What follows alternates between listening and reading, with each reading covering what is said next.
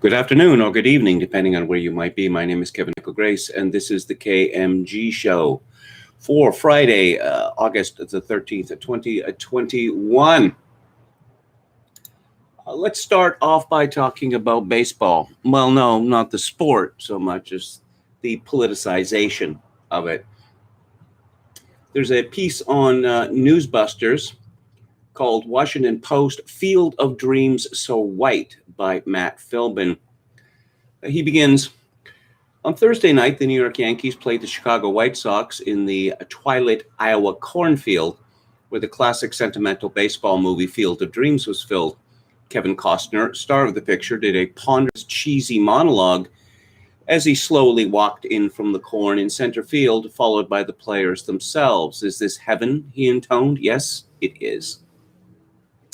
The game turned out great, a classic American League slugfest. The White Sox won 9-8 with a walk-off homer, and it seems like a win for baseball. But the Washington Post couldn't leave it at that, and writer Chelsea Janes told readers, quote, "Beyond the corn and the sentiment, the evening stood also as an exhibition of contradiction, a reminder of the vast plains between the place Major League Baseball wants its sport to hold in the minds of its followers and the reality of its stewardship," unquote. Some of what she said was valid, like Major League Baseball's idiotic blackout rules that make MLB games so hard to find in Iowa, or the introduction of legal betting to the game of the 1919 Black Sox scandal. But this being the Post, she led off with the most important issue of all, race. So, as MLB attempts to grow its fan base, fans who see themselves in Field of Dreams are not the only ones the sport needs to reach. See themselves means seeing people who look like them. Identity politics has robbed Americans of the moral imagination to see the universal in a work of art. White Sox shortstop and Alabama native Tim Anderson, Janes wrote, for example, said he has never seen the movie, which centers on white baseball legends, boo, at a time when black players were not allowed to play alongside them. It also featured a black writer as a main character, but bean counting is exhausting. Janes continued, Anderson, one of the game's brightest young stars and a board member of the Players Alliance, a nonprofit organization of more than 150 current and former black big leaguers focused on social justice issues, is one of the many black players who have spoken about the challenges black players face as they try to find belonging in MLB. Philbin comments, he's spoken about it, but apparently he wasn't speaking to Janes about it last night. He said that his wife watched the movie this week and filled him in. Anderson also acknowledged wandering through the cornfield before the game and said that he hopes the White Sox can win over some Iowans, even if some of their players don't have much history here. Take that, Whitey. Wait, that's it? Maybe the Hispanic players have some complaints.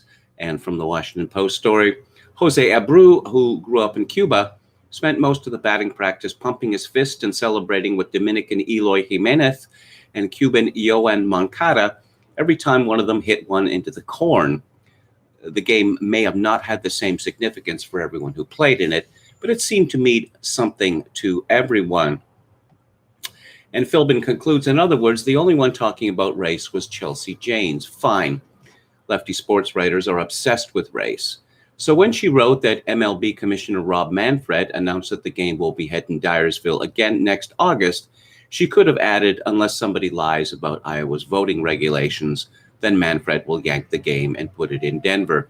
And speaking of Denver, that's where a moral panic last week led to the Rockies conducting a witch hunt for a fan who yelled, "Hey, Dinger!"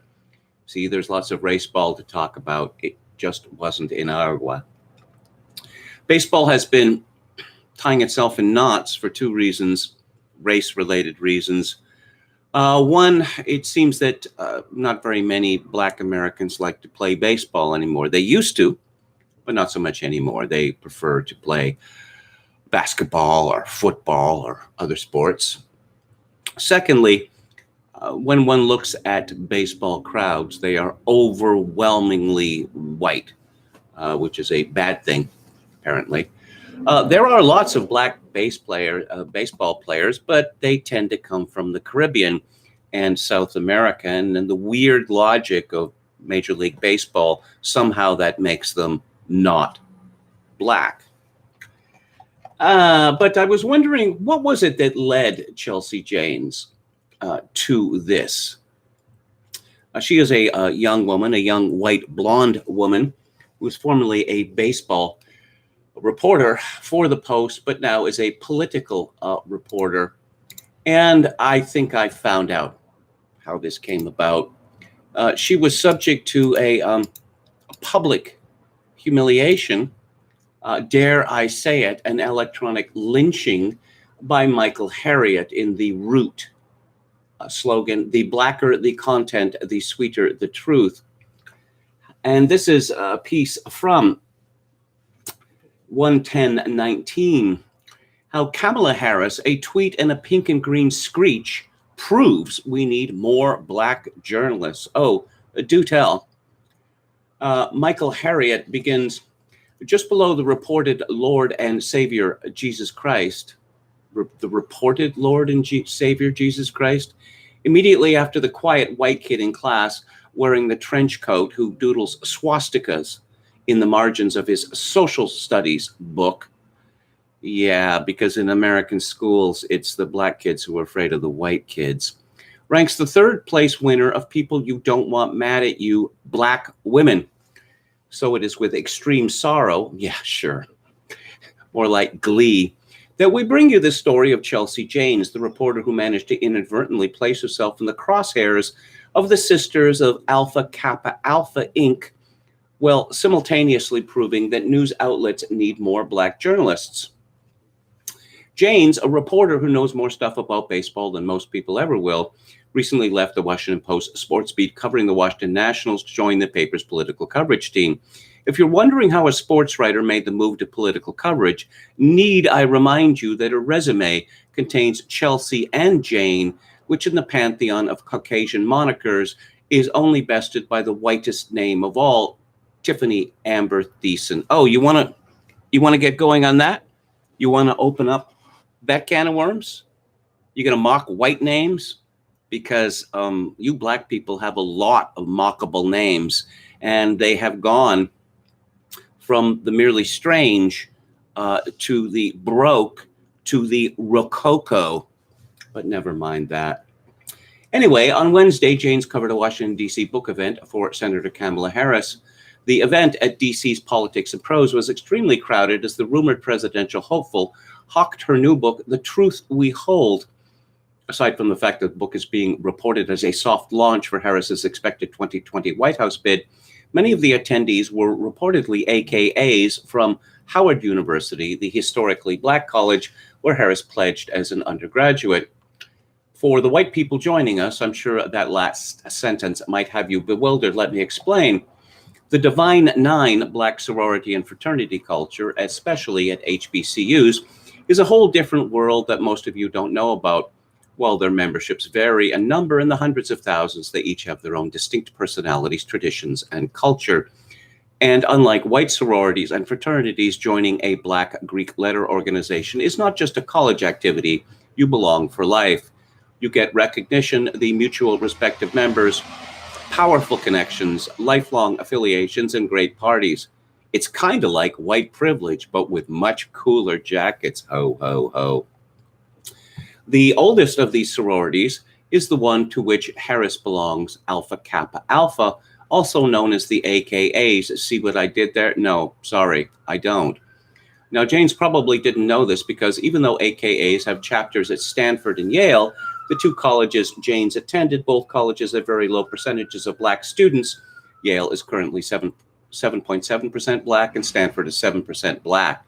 Yes, and if it weren't for affirmative action, these numbers would be down to 1 or 2%, but never mind that either. So with her lack of knowledge about this, when Chelsea boots, ooh, again, you want to make fun of black names? We can do that. Heard the AKAs doing their trademark ski-wee at the Kamala Harris event. I'm sure she thought the venue was being overrun by very vocal mice, where the high-pitched squeals were just a test of the emergency black broadcasting system. Janes, having no idea what was going on, tweeted this. Members of her Howard sorority are in the room and screeched when she mentioned her time there. Did not expect to hear screeches here. Harriet comments, now I can guarantee you that our white readers saw the above-mentioned tweet and thought it was innocuous, which, to be fair, it kinda is. Jane's tweet has no malice or ill intent. Meanwhile, many of our black readers saw the same thing and thought, oh, shit, no, she didn't. Now we are alone, white people, because knowing what this meant, our melanated constituency has probably left this article and dashed over to Twitter to see the social media molly-whopping that was undoubtedly about to happen. Ooh, can't wait. Let's beat up on a white woman. Don't worry, I'll show you the 3 steps of dragging. Step 1, the official notice. One must issue a formal notice of the dragging along with an explanation of what they did wrong. You know you done effed up, right? This is from the Black Sheep. A girl has no name. It's called a skiwi, Chelsea Janes. Now stop being disrespectful. Alpha Kappa Alpha was created because white women like you didn't want them in their sorority. Step 2, the dragging commences. Now this is going to hurt you more than it hurts me, but it's still going to hurt. From Camilla's Midwest Play Cousin, you might want to delete this. It's the epitome, I don't know why there's scare quotes around that, of clueless white reporter reporting on a WOC. Shall we call you Screeching Becky from now on? Tachi tweeted, so Chelsea Janes is a racist, lazy moron. Got it. Yes, and it goes on like this. Step 3, the explanation. After all butt whippings, black parents sit down and explain why they enacted such harsh measures. Black Twitter explained to Chelsea why she was so harshly booted. And I'm going to save Michael Harriet's explanation till the end. And more tweets, more tweets, more tweets.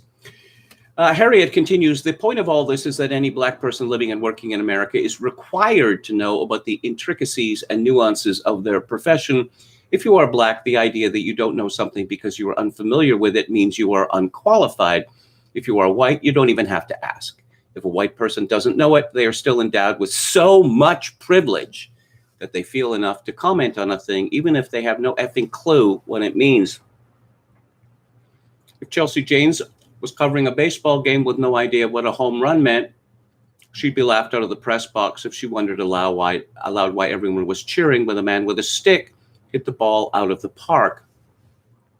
And none of this means that a white journalist is unqualified to cover black issues. But, so a black woman, a senator, who at that time was thought to run for president of the United States, that's a black issue.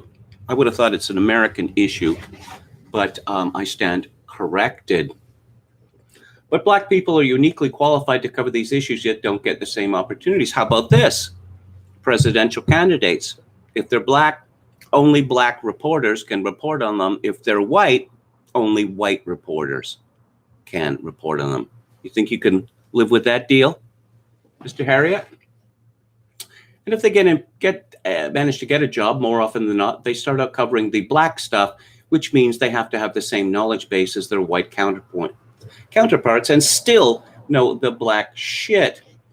Jane's paper once reported that the average white person has one black friend whose name is undoubtedly Jamal, while the average black person has 8 white friends. Ho, ho, very satirical. That's what it's like to live in a dominant culture. It's the expectation of knowing the things you don't, even though you should know. It's having the things that are important to you, your history, culture, and education, the things that make up who you are as a human being, be dismissed as a weird noise that no one really gives an F about. But it is comforting to know that there will be undoubtedly one thing that comes out of this piece. I guarantee some white person will ask at least one question. Why'd you have to laugh at her name, though? Again, you really want to open up that can of worms? So there is a very long, almost worshipful account of Alpha Kappa Alpha Wikipedia. It does not mention the skiwee for some reason. And skiwee is apparently, how many Black Americans know what a skiwee is? 10%? 5%? Less? Well, I don't know. So I looked at this Wikipedia entry, and there's the usual problems that one finds with sororities, fraternities, hazing, say, hazing unpleasantness, hazing death. Very curious thing here. On June the 20th, 2009, 8 Alpha Kappa Alpha sorority members filed a complaint in D.C. Superior Court demanding that International President Barbara McKenzie be fired for improper use of sorority funds and the money be returned to the sorority. The lawsuit claimed that Alpha Kappa Alpha Sorority Incorporated's executive board approved the spending of substantial amounts of McKenzie's costs of living, including commissioning an expensive wax model of McKenzie, which cost $900,000. On March 22nd, 2012, a forensic audit of AKA's 2010 financial records revealed troubling concerns with past President Barbara McKenzie's development and access to a secret bank account.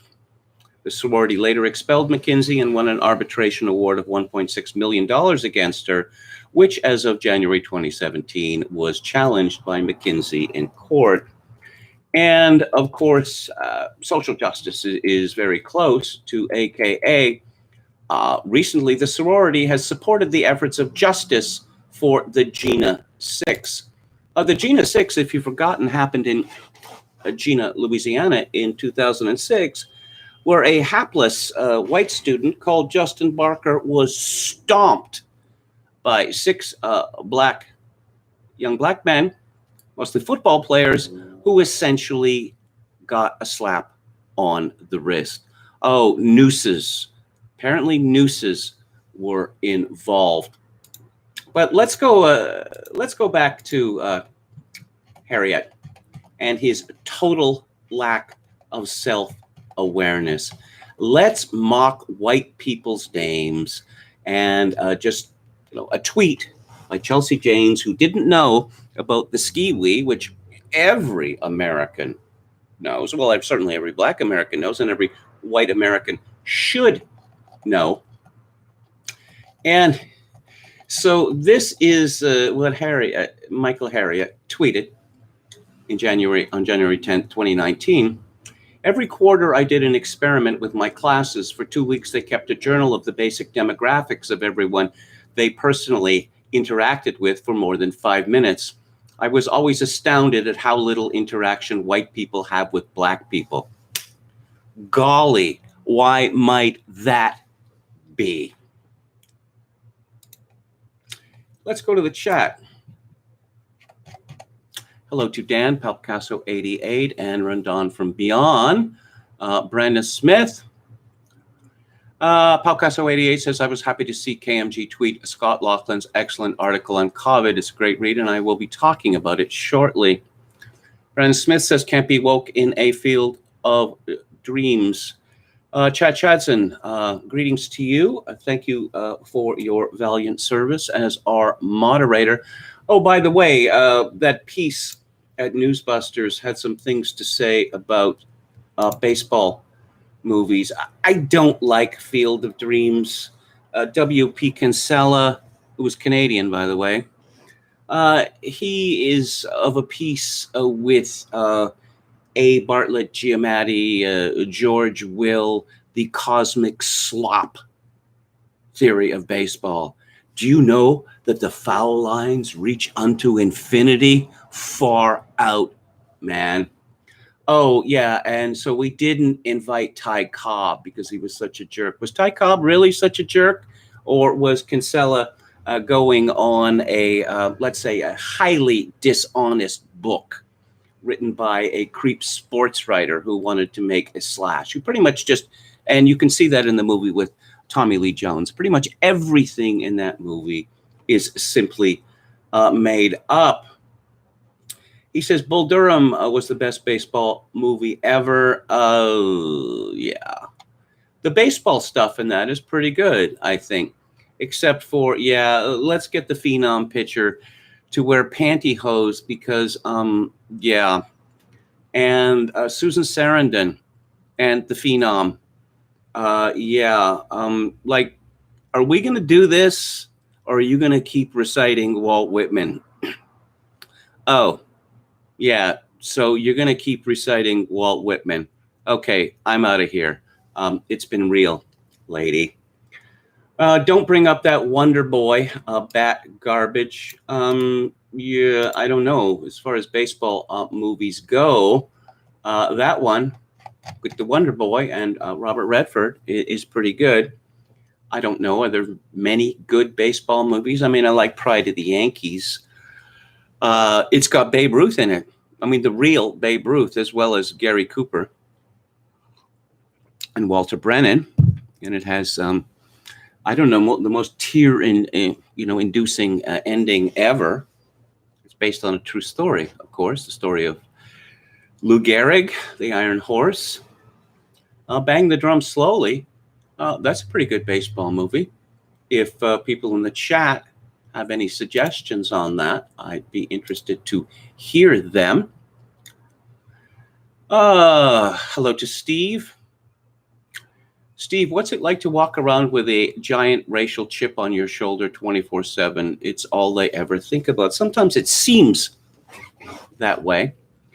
Michelle Obama graduated from Princeton, and her senior's thesis, which you can find online, which was about how miserable it was to be a black student at Princeton. Well, it would seem to me that Michelle Obama, or Robinson as she was then, showed up at Princeton miserable already.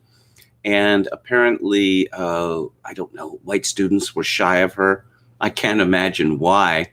I imagine that something like this happened, that you have 2 or 3 white girls talking about Michelle Robinson. She's so mean. She's so negative. She's so hurtful. And then one of them says, is it racist for us to say this? And another one says, no, it isn't. We'll just get a nicer black friend. I suspect that may well have happened. Hello to No Sleep Till Breezewood, Pennsylvania. Dreams may be corny, but it's not joyless like these writers. Brandon Smith says they spend all their time grinding axes. Who else do we have here? Hello to Ashy Main Bravo. Ron Unz has been going deep down the biological warfare, a rabbit hole. Unz hosts some weird stuff on his website, says Steve. Yeah, he does. Nothing wrong with that. Oh, Mary Crow lists an obvious favorite, A Bad News Bear. Yeah, that's an excellent movie. Ashley Main Bravo says it's a serious science journalist named Chris Newby who says that the U.S. Biological Weapons Lab is responsible for creating Lyme disease. Yeah, remember Lyme disease? It used to be that stars who were drug addicted or the like, they would say that, oh, well, this person is disappearing from sight for a while because of exhaustion. Then it became Lyme disease. Now it's mental health problems and, self-caring. It's all about the self-caring. Jeffrey Pye says the factory I work in has introduced its own mandates. Re the thing. They don't need union approval, apparently. People business are doing it for themselves. The greatest baseball movie, says Yo Mama, is the one with the Beast. Okay, this is from AWR Hawkins at Breitbart. CNN reports that President Biden's ATF nominee, David Chipman, failed to tell the Senate about a speech in which he boasted that he is not a typical white man. During the talk, Chipman admitted he did not see things as most law enforcement departments and agencies do, describing such agencies as, quote, a very conservative bunch, primarily of white men. Boo! Again, does this Chipman fellow think that when the revolution comes, he's going to be spared because he's not a Typical white man. It's an extraordinary piece by someone called Maria Versa in the Associated Press. Mexico City marks fall of Aztec capital 500 years ago. Walk for hours through the gritty streets in the center of Mexico City. You can hear the daily urban soundtrack, car engines, the call of a man who buys scrap metal, and the handbells that announce the passing of a garbage truck. It's hard to imagine that some of these streets trace the outline of what was 5 centuries ago Tenochtitlan, a sophisticated city on an island in a bridge-studded lake where a great civilization flourished. The Aztec emperors who ruled much of the land that became Mexico were defeated by a Spanish-led force that seized the city on August the 13th, 1521. Happy Hernan Cortez Day. Despite all that was lost in the epic event 500 years ago, an empire and countless indigenous lives. Oh, you're worried about indigenous lives, are you, Maria? Much remains of that civilization long after its collapse. Vestiges lie beneath the streets in the minds of the people and on their plates. Then as now, the city center was dedicated to commerce, with vendors laying out wares on blankets or in improvised stalls, much as they would have done in 1521. Artists, intellectuals, and the government are trying to show what it was all like and what remains in novel forms. They plan to paint a line on the streets of the city of 9 million to show where the boundaries of the ancient city ended. The drying up of lakes that once surrounded the city long ago erased that line. Officials have also built a near life-size replica of the Aztecs' twin temples in the capital's vast main plaza. Hey, Maria, you want to tell us what went on in those temples? Guess what? She's not going to. If you don't believe me, just search Maria Verza, Verza, and Mexico City. She doesn't mention it. It is part of a project to rescue the memory of the world-changing event, which for too long has been mired in the old and largely inaccurate version of indigenous groups conquered by the victorious Spaniards. Well, they were conquered. What really was the conquest? What have we been told about it? Who were the victors and who were the defeated? Ask Margarita Kosic. That doesn't really sound like either a Spanish or indigenous name to me. A Guatemalan archaeologist who was working with a team from the National Autonomous University. It is much more complex than simply talking of the good versus the bad, the Spaniards against the indigenous groups. For example, expedition leader Hernan Cortez and his 900 Spaniards made up only 1% of the army of thousands of allies from indigenous groups oppressed by the Aztecs. Yes, this is always brought up, that it wasn't just Cortez and his brave conquistadors. It was many members of many inferior, if you will, that's how the Aztecs saw them, Indian tribes. So you see that Cortez used a cunning white man strategy on these other tribes. We will not kill and eat you for sport. Want to be on our side? And unsurprisingly, they said yes. But the official projects pale in comparison to the real-life surviving elements of Aztec life. The line delimiting the old city boundaries will run near where women sell corn tortillas, whose ingredients have varied not at all since the Aztecs. Other stands sell amaranth sweets mixed with honey or nuts. In Aztec times, these amaranth seeds were mixed with the blood of sacrificed warriors and molded to the shape of gods, and then eaten, as historian Hugo Garcia Capistran explains, but with a sense of ritual. Not everything ended on August 13, 1521, with the last leader of the Aztec resistance, the Emperor Montezuma, that's what I'm going to call him, was taken prisoner by the Spaniards. There's only one simple plaque marking the spot in the tough neighborhood of Tepito. The place where slavery began. Here the emperor was taken prisoner on the afternoon of August 13th, 1521, reads the plaque on a church wall. A few blocks away, Oswaldo Gonzalez sells figurines made of obsidian, the dark glass-like stone prized by the Aztecs. What did the Aztecs do with this obsidian? Did they forge knives, which were used to vivisect people and then eat them? For some reason, Maria Versa doesn't want to mention this. And I wonder why. Is it because it's too embarrassing? or she forgot, she never knew it, or because she fully endorses all indigenous practices. There also remain traces of Cortez, although they're neither very public or prominent. Mexicans have learned at school for generations to view him as the enemy. President Andres Manuel Lopez Obrador has promoted telling the indigenous side of the story and has asked Spain to apologize for the murder, disease, and exploitation of the conquest. Spain hasn't, and the Spanish ambassador was not invited to the 500th anniversary ceremonies scheduled for Friday. Archaeologist Esteban Miron notes that there isn't a single statue to Montezuma in the city, nor are there any statues of Cortez. Yeah, yes, how about that? How about that? Tenochtitlan also marked some terrible defeats from the Spaniards. They had entered the city in 1519, but had been chased out with great losses a few months later, leaving most of their plundered gold behind. On June 30th, 1520, the so-called Sad Night, that's not triste, now redubbed the Victorious Night. Yeah, look at the scoreboard, Mexicans. Look at the scoreboard. Cortez was forced to flee, leaving many dead Spaniards behind, which the Aztecs then ate.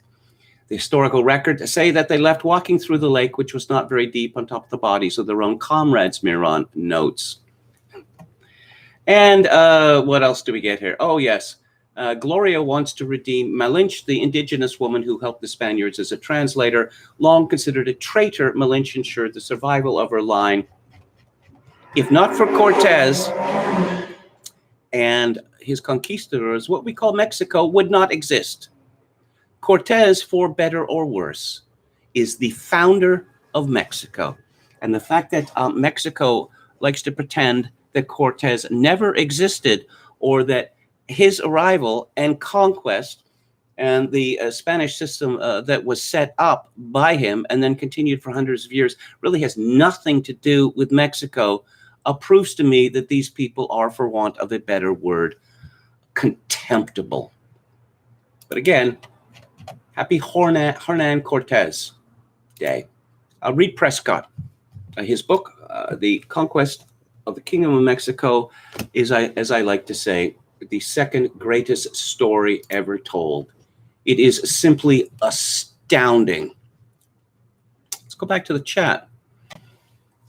Ashiman Bravo says, apparently Imperial Japan had several large biological weapons research labs, the most famous being a Unit 731. They researched how to destroy livestock, grain crops using molds, fungi, bacteria, etc.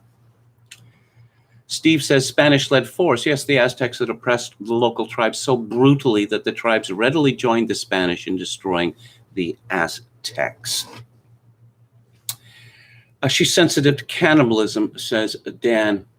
You know, it is reported that when the Spaniards were in what is now Mexico City, they came to a vast room. It was full of skulls. Tens of thousands, hundreds of thousands of skulls. And that the conquistadors, who were the bravest men on earth, trembled in fear because they thought they had literally entered hell. Later chroniclers said, oh, no, this never happened. This is obviously an exaggeration. A couple of years ago, the room with the skulls was found. This actually happened. And the response from the media was largely, this was an indigenous tradition, and how dare you criticize it? This is cultural imperialism.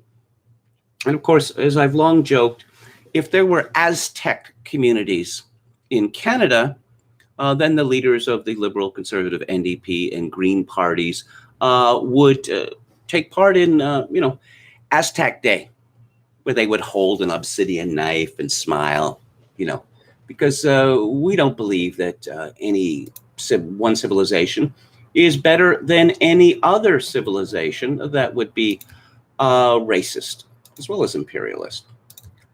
Well, it's happening. I guess we all knew it was going to happen, but here it is. Let's start with Canada. John Paul Tasker, CBC News today. Transport Minister Omar Al-Gabra announced today that the federal government will soon require that all public servants be vaccinated, a mandate that he said will also be implemented by crown corporations and other federally regulated businesses in the coming weeks. While Canada's vaccination rate is among the highest in the world, 81% of all eligible Canadians have had at least one dose, Al-Gabra said the country must do better. We need to reach as many Canadians as we possibly can. Starting as soon as next month, the vaccine will be mandatory for federal employees and those working in federally regulated industries, airlines, and railways, among others. Also, radio, television, in an effort to boost stalled vaccination rates. Yes, also one will need vaccination in order to get on an airplane or to get on a train. So it looks like I'm not going anywhere. I wasn't planning to. And what's the Conservative response? This is from Roberto Wakefield Cruz at Post Millennial. Conservative Party leader Erin O'Toole's office released a statement following the Trudeau Liberals' announcement that they would move forward with a vaccine mandate for Canada's public employees. Additionally, the Trudeau government announced that interprovincial air travel and trains would no longer be available to those who are not vaccinated. This is what O'Toole said, or his office said. Vaccines are the most important tool in the fight against COVID-19. We encourage every Canadian who is able to get one. Conservatives support Canadians' right to determine their own health choices. We are in a crisis. Canadians expect reasonable measures, such as rapid testing for those who are not vaccinated, to protect Canadians, especially the most vulnerable. O'Toole doesn't flip-flop on this either. I am not holding my breath. The mayor of Toronto, Canada's largest city, is a man called John Tory, who was the fag end of the Canadian aristocracy, having failed at everything that he'd ever done in his life. I guess the people of Toronto said, well, you're the one for us, Johnny boy. This is also from the Post Millennial by Angelo Isidoro. Toronto Mayor John Tory is calling for a province-wide proof of vaccination system, similar to what is referred to as a vaccine passport. Tory said it's the best thing we can do right now to ensure businesses stay open amid a fourth wave. Various areas of Quebec have already begun implementing vaccine passports, which would be required to enter non-essential businesses and events. And yes, again, how quickly this happened. The government gets to decide which businesses, which fields of human activity are essential and which ones are non-essential, and we all caved just like that. While Mayor Tory argues in favor of this system, Ontario Health Minister Christine Elliott has vocally insisted that no such system will ever be placed in the province. Quote, based on the advice I'm receiving from medical officials, I believe such a provincial plan is the best thing we can do right now to protect these businesses and other places of work from being closed down again due to a surge, Tory said.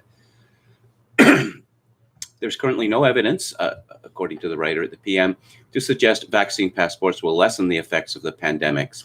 Critics of the system have argued that it is segregationist and infringes on several fundamental charter rights. Well, the joke's on you, Angelo Isidoro, because there are no fundamental charter rights. And I suppose I shouldn't be surprised that the province of Alberta has bottled it. This is from CBC News. Alberta public health measures set to expire Monday will remain in place for another 6 weeks. While newly announced back-to-school guidelines don't mandate in-class masks, but will include school-based vaccinations, Alberta's Chief Latrine Walla announced Friday.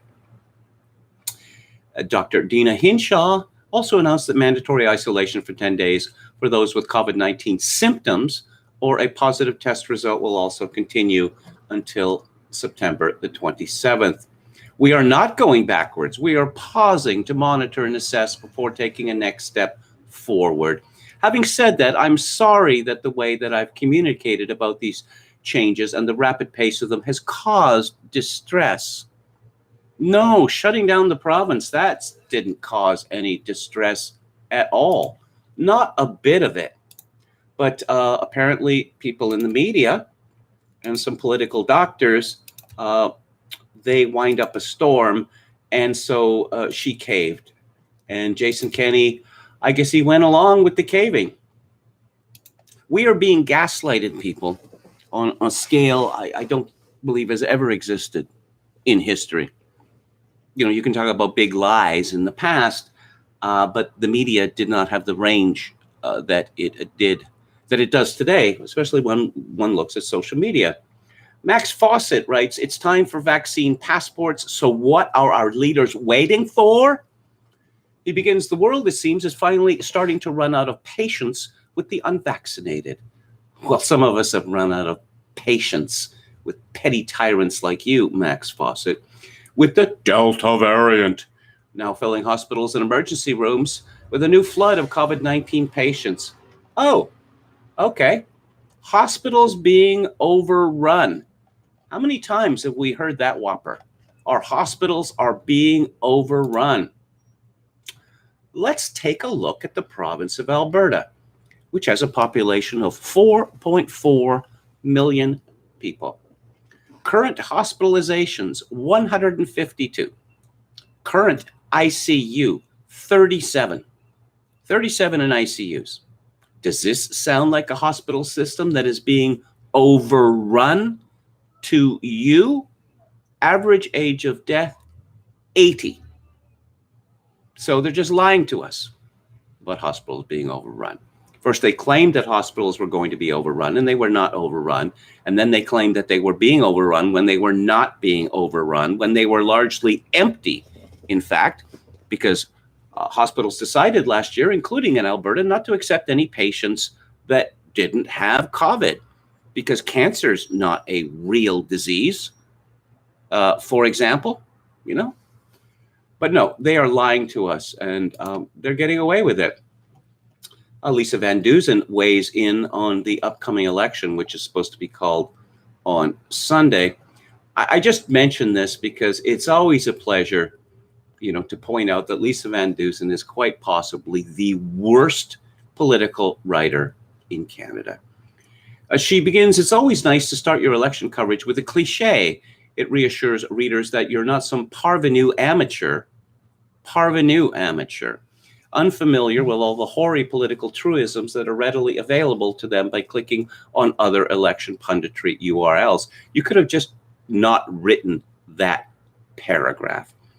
She continues, it's like saying hello to an old friend before embarking on an adventure that could be an enlightening debate of the issues crucial to Canadians at a time of unprecedented complexity, or a perpetual pinball ricochet from asinine social media bumper to viral bozo eruption flipper and back again for 36 days. How this woman doesn't die of embarrassment while staring at her words on her computer. She is, as Muriel Spark would say, a pisseur de copy. And in America, this is from Wendell Husbo at Breitbart, President Joe Biden is weighing vaccines mandates for interstate travel, according to the Associated Press Thursday. Still, while more severe coronavirus measures, such as mandating vaccines for interstate travel or changing how the federal government reimburses treatment for those who are unvaccinated and become ill with COVID-19 have been discussed, the administration worried that they would be too polarizing for the moment. So Joe Biden is seriously considering putting dozens or hundreds of checkpoint Charlies at state borders across the United States. That would be a droll experience, to put it mildly. A really droll experience. You know, a lot of people have been talking about a new civil war in the United States or secession of various states from the United States. Is that what Biden and his administration want? Possibly. Maybe they just think they're just going to crush all resistance. Oh, ho, ho, Texas and Florida. Yeah, for the time being, we can't usurp the powers of your governors, but you'll never get to leave your state. Yes, a similar story. Libby Evans from PM, Biden administration may consider vaccine passports for interstate travel. Yes, Do we have any reactions? Tim Poole says this would fracture the country almost immediately. Jesse Kelly says stopping me from traveling state to state without my papers is not something I'm going to allow. I suspect there are many like me. Yes, I do suspect there are many like him. Of course, this weird situation in the United States where the border is essentially open to Mexico. COVID-19, come on in. You know what? We're going to put you on a bus or a plane at our expense and distribute you around the country. You with your rates of anywhere from 10 to 40% COVID positive. And here is an essay by Leo Hohmann at his website, leohohmann.com. Digital health passports, the snare that will lure many into the one world cashless system.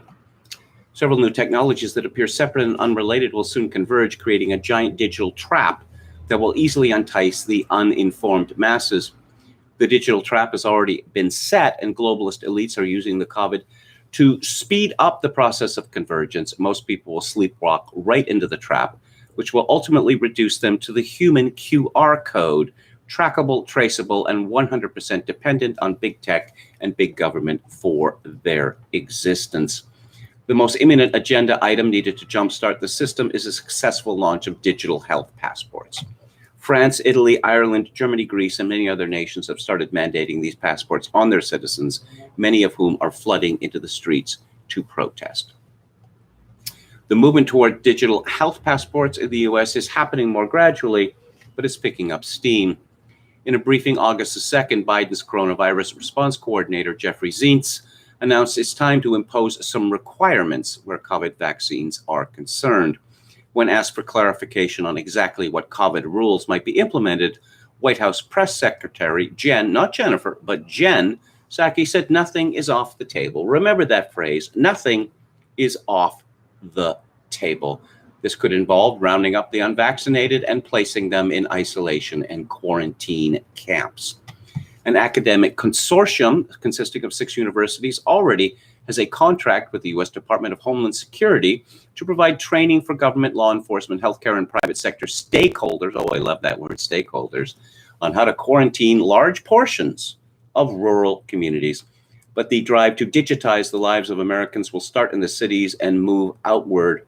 New York Mayor Bill de Blasio became the first politician to jump at the opportunity to demand vaccine passports. Do you remember that scene in Idiocracy where our hero, one of the Wilson boys, the horror when it is discovered that he doesn't have a barcode, he's not stamped with a barcode, and the fellow who's examining him starts shrieking in terror?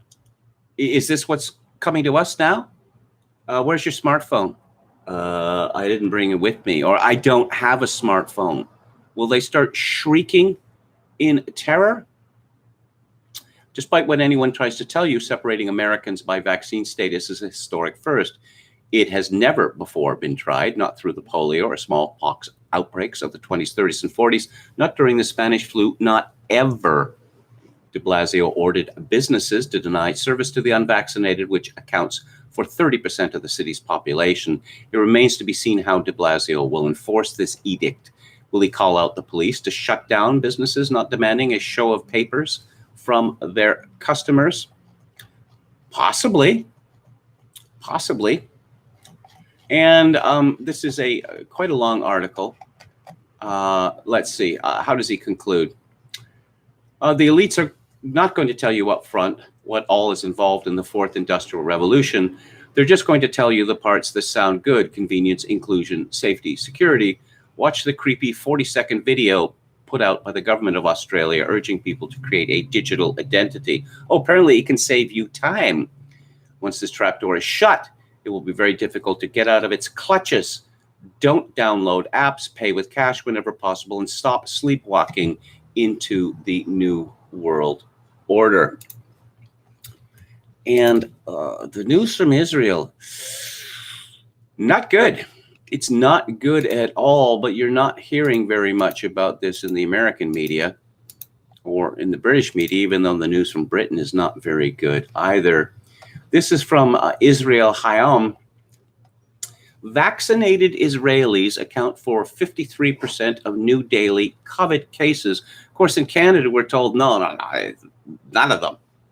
So we're supposed to believe that the biology of Canadians is essentially different from the biology of Israelis.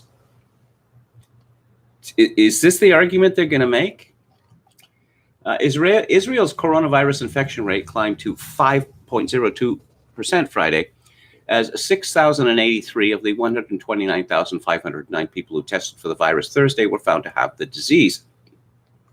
Over half of Thursday's confirmed cases, 53%, were identified in individuals who had been vaccinated for the disease, the health ministry said, while 43% of those who tested positive were unvaccinated.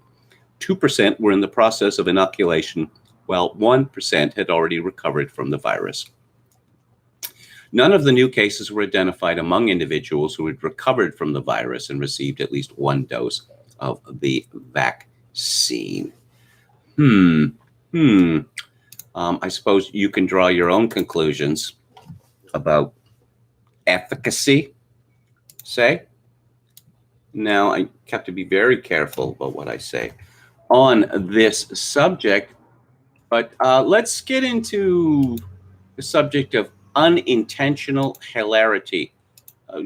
This story might make people actually angry. It might make them furious, but the media keeps us informed, right? It not only keeps us informed, it tells us what to think, and more important, what not to think. This is from The Hill, under the heading, Changing America. Fully vaccinated man dies of COVID-19. Daughter says he was cautious. Vaccines are not 100% effective. By Spencer Christian, August the 11th. Story at a glance. A woman's fully vaccinated father died from COVID-19.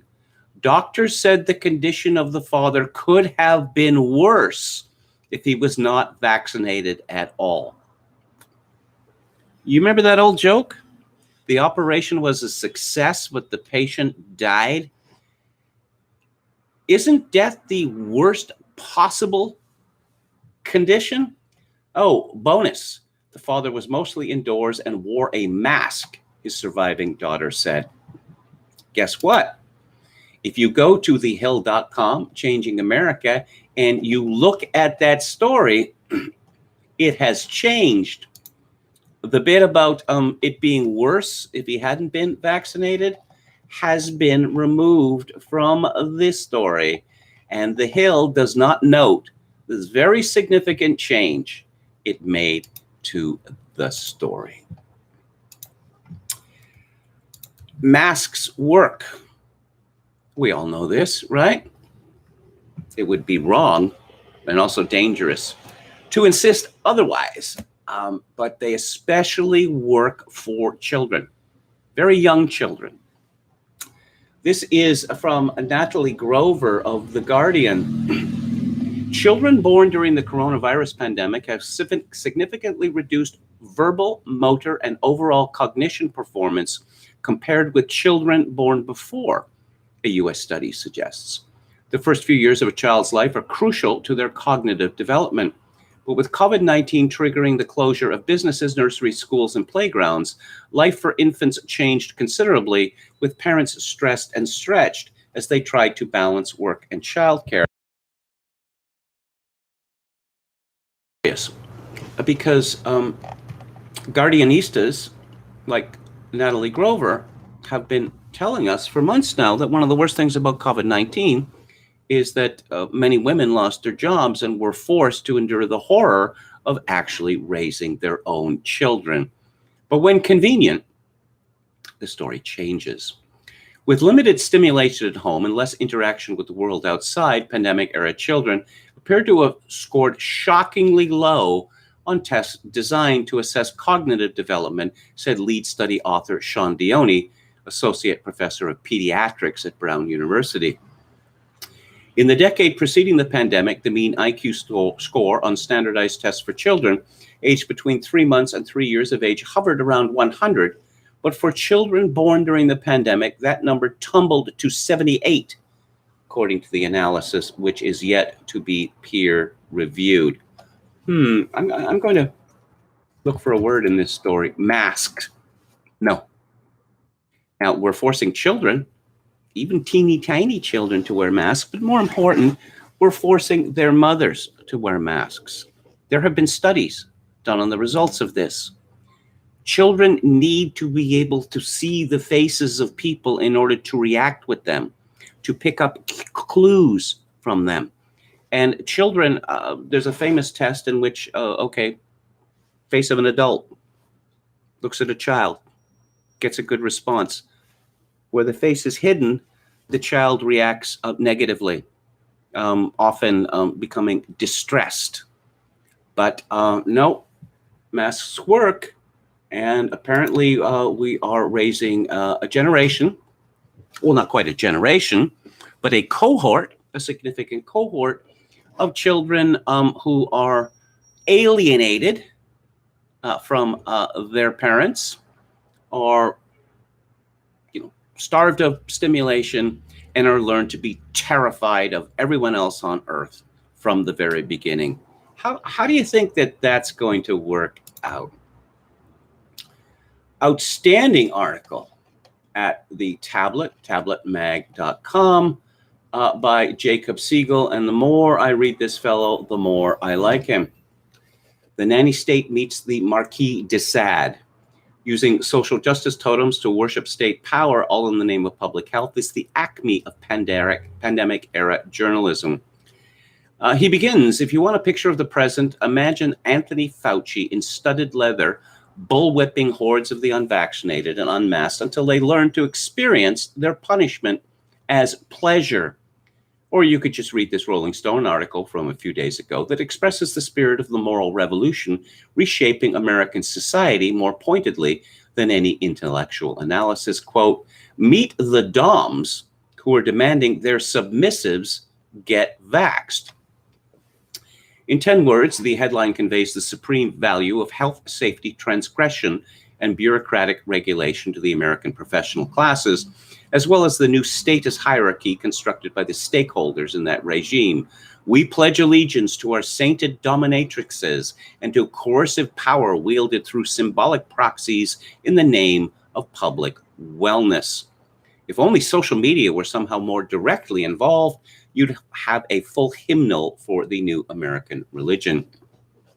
A day before the publication of the Rolling Stone article, the writer Sean Illing observed on Twitter, the collapse of trust in authority is maybe the single biggest civilizational problem we face, and absolutely no one has any idea what to do about it. He's right, but power abhors a vacuum. In the absence of popular trust in shared authorities, counterfeit authority is manufactured to legitimize the mandate of the ruling class. Enforced obedience to technocratic experts takes the place of respect for learning and technical competence. And in a more overt idolatry, ceremonial deference is lavished on categories of people who, apart from any qualities they possess as individuals, are invested with authoritative identities. Are trans women of color and DOMs genuine authorities in America? No, but they are made into public idols that real power can hide behind. In theory, these totems of the marginalized are being centered by social justice movements that overturn historical power structures. In practice, the dominatrix, stripped of all authentic erotic power and allure, becomes a new kind of patriotic hero defending the civic virtues of the American middle class. You can see this in this anecdote from the article about Bob and his dominatrix, which I'm not going to read because it's too disgusting. But Siegel continues, somehow the whip of the dom and the warm embrace of the nanny state have become one and the same. The general plot with Bob is a misguided but good-hearted fella who in the end learns a valuable lesson from a social better is surely familiar to any American born in the era of after-school TV specials. You are being whipped, all right, but it's for the good of the nation. It is purest cringe. Just how many dominatrixes are enforcing these mandates that Rolling Stone thinks their efforts merit a story? I count fewer than 5 cited, but the article exemplifies a successful formula for faux reported journalism that has become ascendant over the past decade. The journalist, beginning with their conclusions in hand, seeks out representatives from the list of marginalized American groups to highlight their special suffering and exemplary virtue in the context of a broader social issue. In this case, the national debate over vaccinations is reframed as a simple morality tale about the quiet heroism of DOMs. I specialize in toilet play, and I can't do it with people who are unvaccinated, the article's subhead states, gratuitously reaffirming the headline's premise that professional sexual sadists are making exceptional sacrifices in America's public health battle worthy of greater recognition. The effect of social and traditional media fusing together in a single mimetic complex is that it takes only a few dozen such stories bouncing off each other online to sustain an illusion of popular enthusiasm for this new sex-positive jingoism. Of course, all of this is play acting, but of the most virginal kind. There is no actual phenomenon of dominatrixes enforcing covet morality. This is a fantasy, perhaps sexual in its own repressed way, that exists in the minds of the journalists who concoct this kind of story to dramatize the public morality that they have so thoroughly internalized. Everything in the Rolling Stone article may be strictly true and yet remains utterly false. Don't you get it? You're all the subs. And we magazine writers are the real DOMs whipping you for your own good. Ha! What a jolly joke. But just imagine. It's all enough to make you feel bad for the real perverts out there who have to see the symbols of their deviance so remorselessly conscripted into the service of bureaucratic moralizing, until you realize there are people even worse off, and it's us. And again, that is a piece from Jacob Siegel, Siegel, at tabletmag.com. Oh, and Amanda Marcotte, who is one of the nastiest women in America, writes in Salon, it's okay to blame the unvaccinated. They are robbing the rest of us of our freedoms. Yes, suddenly Amanda Marcotte and all these other lockdown and vaccine enthusiasts, they're obsessed with freedom. This comes just in the midst of a campaign. You can't say this, you can't write that, you can't write that, you can't say this, because it's hate speech. You can't, for instance, be a TERF, because they are the worst people of all. And when, death threats, actual death threats are made against TERFs, when they're beaten up, when rape crisis centers and the like are physically attacked, well, you see, that's passion. It's righteous passion. So, it would be wrong to condemn that, because TERFs are the worst, don't you know? There is a long piece by Scott Laughlin at scottlaughlin.wordpress.com, which is called Things the Establishment Got Wrong About the Wuhan Coof. He begins, I've neglected to talk about the Wuhan death virus until now, mostly because I'm enjoying the spectacular fuckery on display, the gaping credulity, the mass hysteria, and the moronic panic. Also because the last thing anybody needed over the last year and a half is yet another dipshit adding to the noise. My employers asked me to evaluate the situation using the best public knowledge back in March and April 2020, and I did so. I did pretty well with my estimates. I haven't thought about it much since then, other than on the occasions in which the situation inconveniences me, and then only to the extent that I get the job done. It's simply not that interesting, and knowing something of history, I'm not particularly worried about the disease, more worried about governments using it as an excuse for totalitarian shenanigans. As such, it's worth remembering how badly the authorities have handled the situation from the earliest days. In the same spirit as Matt Taibbi's excellent discombobulation of the similarly insane Russiagate conspiracy theories. None of my statements below are scientifically or historically controversial, though I'm sure someone will attempt to argue otherwise. And let's go briefly through this. Some of the mistakes. The initial line, it's just the flu. Oh, yes. Get a grip. You get it? You see what the author did there? I think that's from the Washington Post. It's just the flu. Fatality rate. People still think the infection fatality rate of the Rona is equivalent to that of the Black Death. It's not. It isn't harmless either. This is exactly the kind of thing our modern technocrats are completely unable to deal with.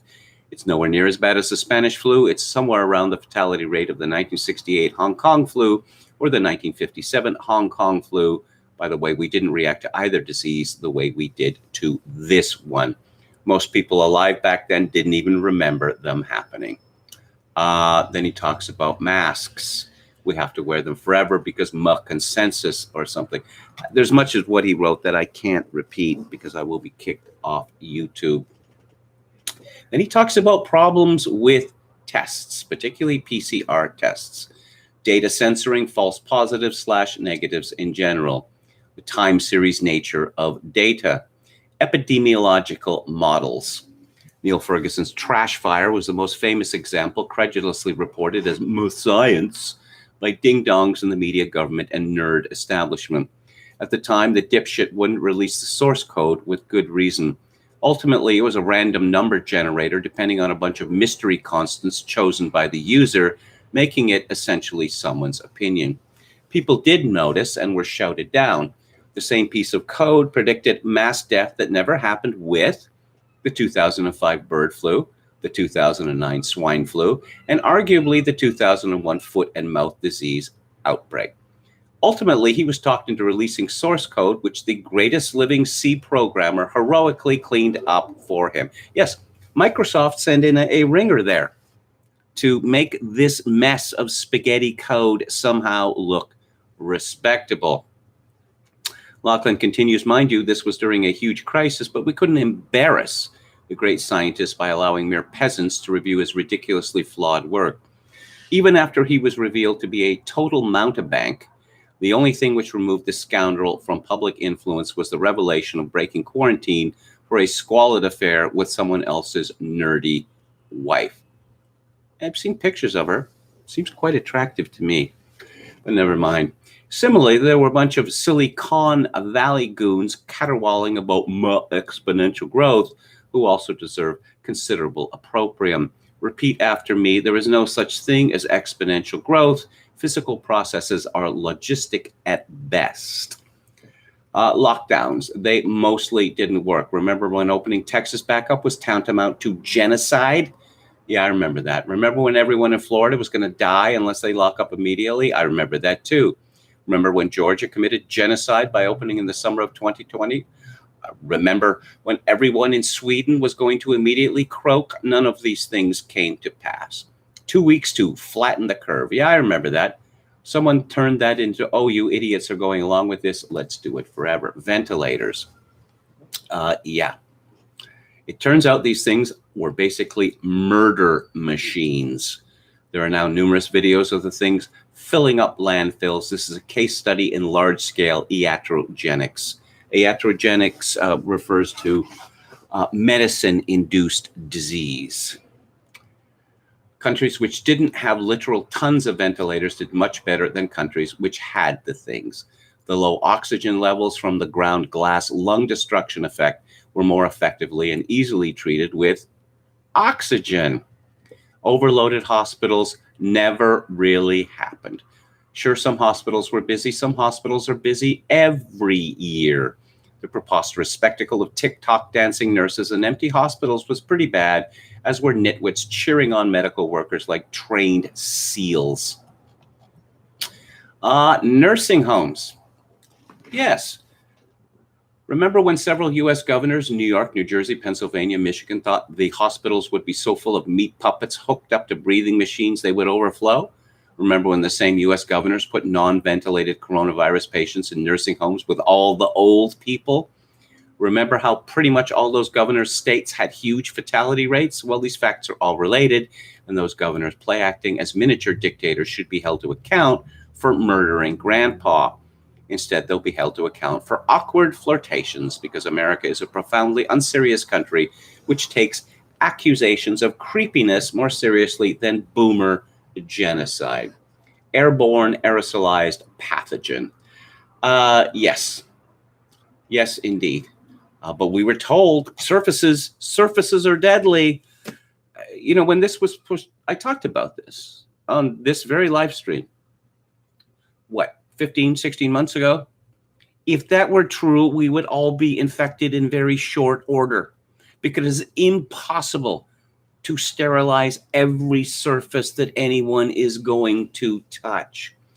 He talks about cross immunity, asymptomatic immunity, multiple infections, and a bunch of other things. But you can find this at Scott Locklin, LOCKLIN.wordpress.com, and highly entertaining as well. And it's the sort of thing that one might want to, print out, carry it with you in case you get into arguments with morons. There's a long article in the City Journal from John Tierney called "The Panic Pandemic. Fear-mongering from journalists, scientists, and politicians did more harm than the virus." It's a very long essay. I can't do justice to it, but yeah, let's look at AIDS, okay? Because as I keep saying, there are an enormous number of parallels between AIDS and how it was treated and how the media treated it and what's going on now. And one person who was there, present at the creation of both, is the sainted Dr. Anthony Fauci. Unlike many proclaimed crises, an epidemic is a genuine threat, but the crisis industry can't resist exaggerating the danger, and doomsaying is rarely penalized. Early in the 1980s AIDS epidemic, the New York Times reported the terrifying possibility that the virus could spread to children through routine close contact, quoting a study by Anthony Fauci. Life magazine wildly exaggerated the number of infections in a cover story headlined, "Now No One is Safe from AIDS." It cited a study by Robert Redfield, the future leader of the CDC during the COVID pandemic, predicting that AIDS would soon spread as rapidly among heterosexuals as among homosexuals. Both scientists were absolutely wrong, of course, but the false alarms didn't harm their careers or their credibility. And I will mention once again that Dr. Anthony Fauci was a tireless proponent of AZT, quite possibly the most lethal drug ever approved for treatment by the Food and Drug Administration. It killed everyone who took it, who didn't stop taking it when they realized that it was killing them. And Fauci just thought, oh, everyone with HIV, even with symptoms, should be on AZT. They just went crazy for AZT. It was like aspirin, the wonder drug that works wonders. But you don't hear these folks talking much about AZT anymore and their own role in this monstrous scandal. What does Jim Kunstler have to say? Again, there's things that he says that I can't repeat because I'll get kicked off, particularly stuff about the election. Here we are, 8 months deep into a Joe Biden regime, and he puts Joe Biden in scare quotes each time. Was ever so bold an attempt to utterly wreck a nation carried on in such plain sight? Who does not hear the giant sucking sound as America whirls down the drain? In the foreground, obscuring everything else, is the fog around the COVID-19 melodrama. It can't possibly be about the vaxxers, which day by day are demonstrating their growing. Yeah, you can figure out the rest. It appears to be much more than activating a Chinese model of social control. A great many citizens detect this and demur from vaxing up. Joe Biden's public health officers did not do a very good job convincing the hesitant to join in on the vaccine orgy. It's a hard sell, while Joe Biden's Homeland Security side shows a cavalier indifference to 1 million border jumpers with a 40% COVID-19 infection rate, not just walking into the country, but being helpfully distributed hither and yon from sea to shining sea. Who is paying all those bus and plane fares? The regime is trying to soften up the public for mandatory vaccines now, using its propaganda arms to turn up the volume on pandemic fear and new variants, using phony statistics and threats to turn the unvaxxed into social pariahs, including school children. The regime is playing with nitroglycerin here. How desperate and crazy are they, really? Is something wicked coming their way? I think so, and I think they know it's so, and I think they have just about run out of tricks for avoiding it. A crack in the edifice of tyrannical coercion materialized a few days ago when Secretary of Defense Lloyd Austin declared his intention to vax up the whole military. General David Berger, Commandant of the U.S. Marine Corps, briskly told the SecDef, in effect, to take a flying F at a rolling donut. What do you make of that? Let's take a look at dailyskeptic.org.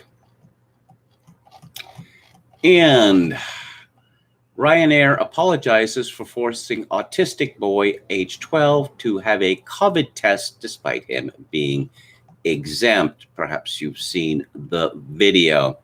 An employee wearing a face covering asks the boy, "Do you prefer this one?" as she points to the left side. This is a swab test.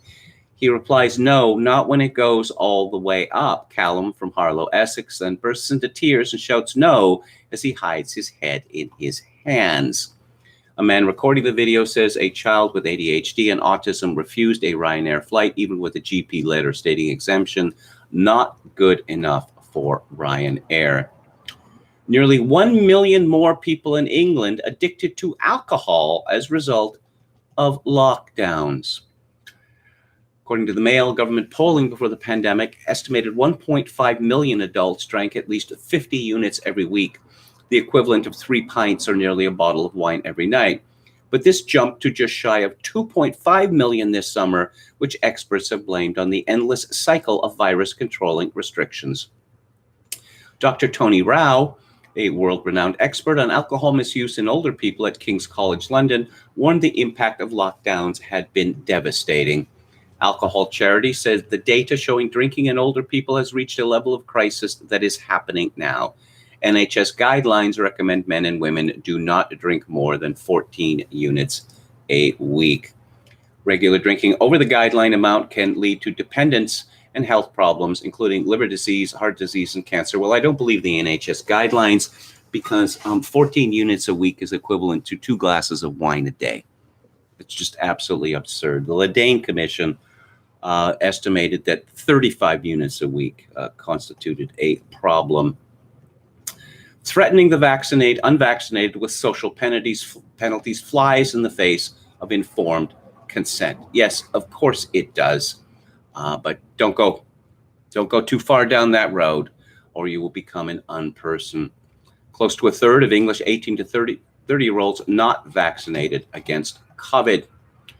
And we already talked about children born during lockdown have significantly reduced verbal, motor, and overall cognitive performance. Okay. Stuart Ritchie, who's a lockdown enthusiast, says, "Sorry, but there's no way the absolutely massive IQ difference in this study is real." Okay. All right. What has been done is essentially the life that young children led before the pandemic is over. Just the things that were taken for granted. For instance, being able to see your parents' faces. Yeah. And he doesn't think that's going to have a tremendous effect on IQ. 1 in 5 adults experience relationship breakdown during a UK lockdowns. And let's go to Alex Berenson, and we'll see whether he's still allowed to be on Twitter. A person on Twitter was banned for life, in the last week, because he was a transsexual himself, and he reported on all of the problems following all the many, many operations. And apparently, it's like waving a magic wand. You were a man, now you're a woman, or vice versa. And as that fellow says, maybe you've seen his videos, super easy, barely an inconvenience. That's how it actually works. Alex Berenson says, "I'm worried that I may have been a little too honest for the censors today. Just in case, I suggest you sign up for his Substack now, please." Experts blame complacency As Victoria enters his sixth lockdown, the measures clearly work. It's the people that are the problem, says top experts. This is from Adam Creighton in New South Wales. Berenson comments, when you have experts saying, who come from an ethos who say it's the people that are the problem, it's time to remove that elite, root and branch. Otherwise, very bad things are going to happen. PhDs are not most likely to be unvaxxed. Give me a break, says James Sorowitzky. Berenson says, wrong again. They sure are, and they are the only group that has not shown a decrease in hesitancy this year. Source on next slide. Yes. Oh, that thing that's being reported as true is not true. Well, why isn't it true? Because we say so. Let us go back to Joseph Tainter's Collapse of Complex Societies, which was published by Cambridge University Press in 1981. And the relevance to current discussion is obvious. He's talking in this chapter of complex societies in history which collapsed. The Egyptian Old Kingdom. The unification of Upper and Lower Egypt is usually traced to the first dynasties circa 3100 BC. This event has always been regarded as a milestone in political history. The Egyptian Old Kingdom was a highly centralized political system headed by a leader with qualified supernatural authority. The government was based on a literate, hierarchically organized bureaucracy. It enjoyed substantial permanent income from the crown lands, commanded large labor pools, and virtually monopolized some vital materials and imported luxuries. This government, in turn, enhanced productive capabilities, provided administration and outward expansion, and maintained supernatural relations. As the Old Kingdom developed, however, it became difficult to ensure effective control of the provinces, which began to show strong feudal characteristics. The political authority of the ruler seems to have declined, while the power of provincial officials and the wealth of the administrative nobility rose. Crown lands were subdivided. The establishment of tax-exempt funerary endowments diminished royal resources. And yet these developments coincided with immense construction at royal expense. The last ruler of the Sixth Dynasty, Phiops II, built a magnificent funerary monument, even as the declining power of the royal family was felt sharply at the close of his reign. With the end of the Sixth Dynasty in 2181 BC, the Old Kingdom collapsed. Beginning with the Seventh Dynasty, there was a period of strife, one of the darkest episodes in Egyptian history. In the first intermediate period, national centralization collapsed and was replaced by a number of independent and semi-independent polities. There were many rulers and generally short reigns. Royal tombs became less elaborate. Contemporary records are few, but those that exist indicate a breakdown of order. There was strife between districts, looting, killing, revolutions, and social anarchy, and incursions into the Delta. Tombs were plundered, royal women were clothed in rags, and officials were insulted. Peasants carried shields as they tilled their fields. Foreign trade dropped, famines recurred, and life expectancy declined. With the 11th dynasty, beginning in 2131 BC, order and unity began to be restored. The Middle Kingdom was established, yet local and regional independence was not fully suppressed until circa 1870 BC. Next, the Hittite Empire. The Hittites are a little-known people of Anatolia, whose political history begins around 1792 BC with the conquests of Enita. Throughout the succeeding centuries, Hittite fortunes rose and fell. Episodes of conquest and expansion were interspersed with periods of defense and disintegration. During the latter times, Hittite armies suffered reverses, provinces were lost, and the Casca tribes raided and burned the cities of the homeland. Even the Hittite capital, Katusha, fell to the Casca. The great ruler, Shipula-Limash, restored the Hittite position after his accession to the throne circa 1380 BC. In this and succeeding reigns, the empire was firmly established in Anatolia and Syria. In Syria, the Hittites contested successfully for domination with Egypt, concluding a treaty with Rameses in 1284 BC. In the early 13th century BC, the Hittites were at the height of their power. Their empire included most of Anatolia, Syria, and Cyprus. The Hittites and the Egyptians were the two major powers in the region, yet the resources of this empire were strained. Although relations with Egypt remained peaceful, the Hittites encountered troubles in nearly all directions, including the Assyrians to the southeast, the Casca tribes to the east, and little-known peoples in Western Asia Minor and Cyprus. Toward the end of the 13th century BC, their written records decline and finally cease altogether. As the Hittite Empire collapsed, a catastrophe of major magnitude but uncertain form overtook the region. Evacuated sites across Anatolia and Syria are consistently found to have burned about this time. Hittite civilization collapsed with the empire. The life of the central Anatolian plateau, after about 1204 BC, was disrupted for a century or more. The area ceased to sustain urban settlements and seems to have been thinly populated or used by nomads. When a new empire emerged in the region between the 12th and 9th centuries BC, it was Phrygian and totally unrelated to that of the Hittites. And I will have more from Tainter on Monday. I'm going to be moving to the book club shortly, but let's talk about Scotland the Depraved. This is from Libby Emmons at the Post Millennial. Leading the way for accommodation to trans identity is Scotland, where students as young as 4 are now permitted to change gender without their parents' consent, and teachers must go along with it. There has been pushback from women's and parents' groups in Scotland, but given that in that nation a woman can be arrested over tweets, it's pretty clear what side of the debate the government of Scotland has taken up. The Scottish government has authorized this move, issuing guidances to primary schools that says the recognition and development of gender identity can occur at a young age. Students in primary schools are as young as 4. Education Secretary Shirley Ann Somerville said that this guidance outlines how schools can support transgender young people while ensuring that the rights of all pupils are fully respected. It provides schools with practical suggestions, Somerville said. The guidance is not prescriptive and does not promote transitioning. For Women Scotland's Marion Calder had an alternative view, stating that, quote, to be transgender, you have to have a diagnosis of gender dysphoria. What are they thinking? Parents will be very concerned to be reading this document, unquote.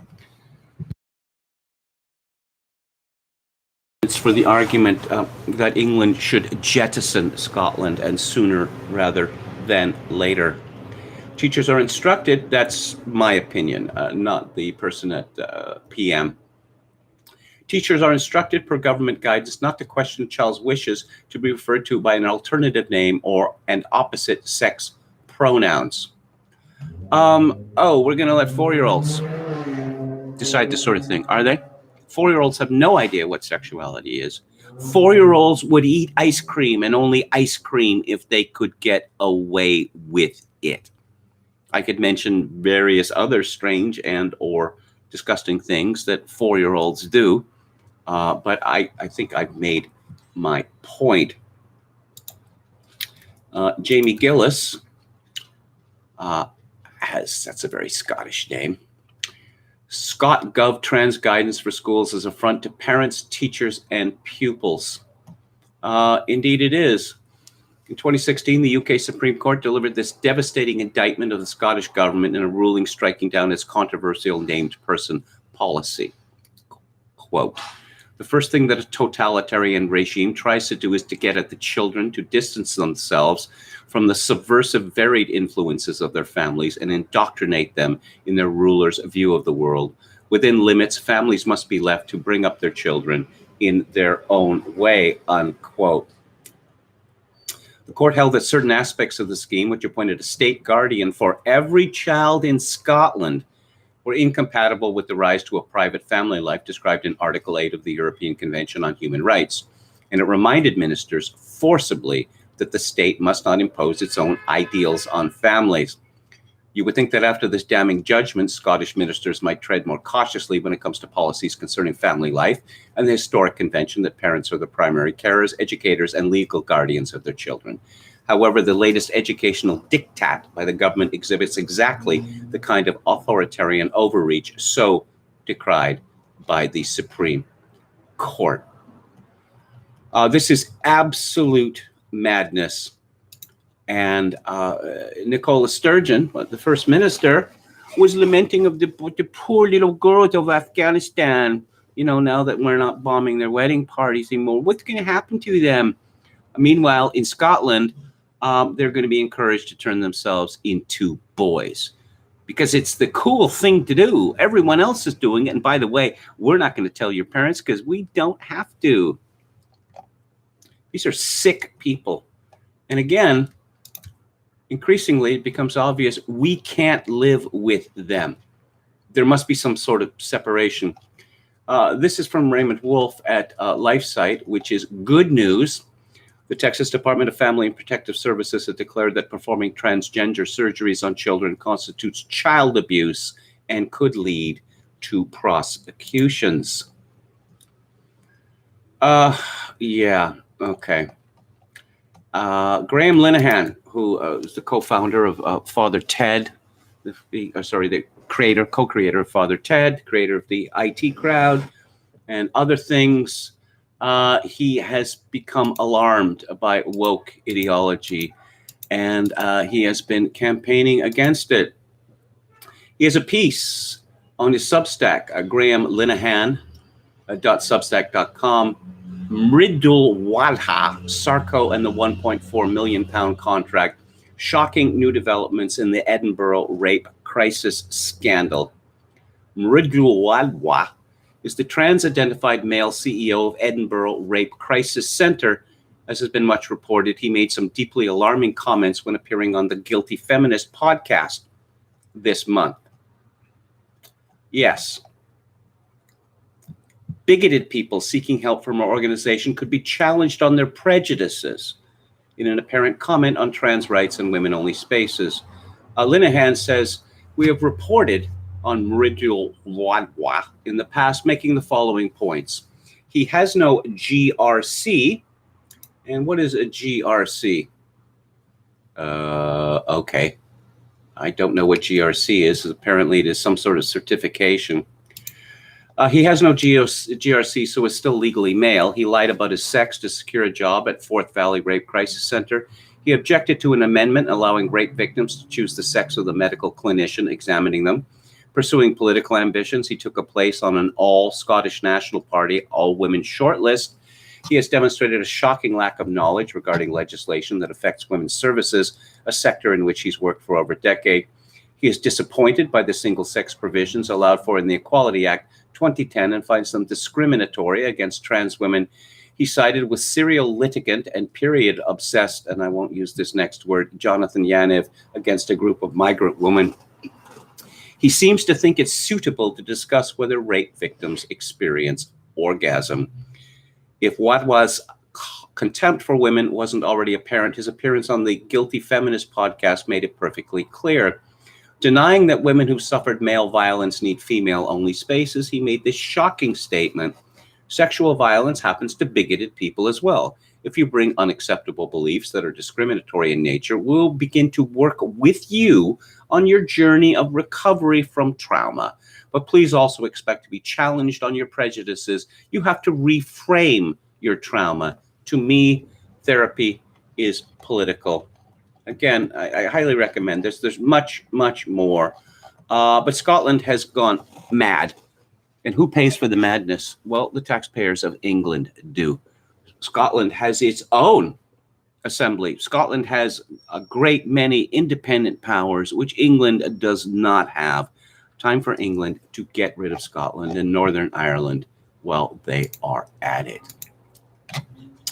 So, let's talk about our book of the week on the book club.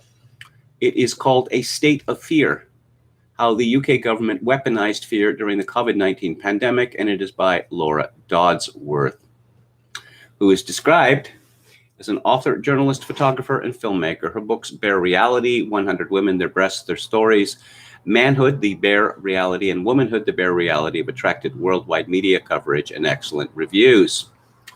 Laura and the Creation of Womanhood were the subject of a documentary for Channel 4, 100 Vaginas, which has been broadcast around the world. She begins with a discussion of a speech, an extraordinary speech made by Boris Johnson, the Prime Minister of Great Britain and Northern Ireland, on March the 23rd, 2020. The coronavirus is the biggest threat this country has faced for decades. All over the world, we're seeing the devastating impact of this invisible killer. From this evening, I must give the British people a very simple instruction. You must stay home. How about that? How about that, eh? She comments, I froze, appalled by the words. Fight and flight are the better known responses to fear. If you believe you can defeat the source of threat, you go into fight mode. If you see the danger is too powerful to overcome, you try to run away, the flight response. If you can't defeat the danger or bolt from it, you freeze. Appropriately, considering my foreseeable future would involve not leaving the house, going out to work, or to see my family, friends, or partner, I froze on the sofa. But as I watched Boris Johnson's speech to the nation, as he told us we must stay at home, I also started observing his body language. Why was he clenching his fists so hard? Why the staccato speech?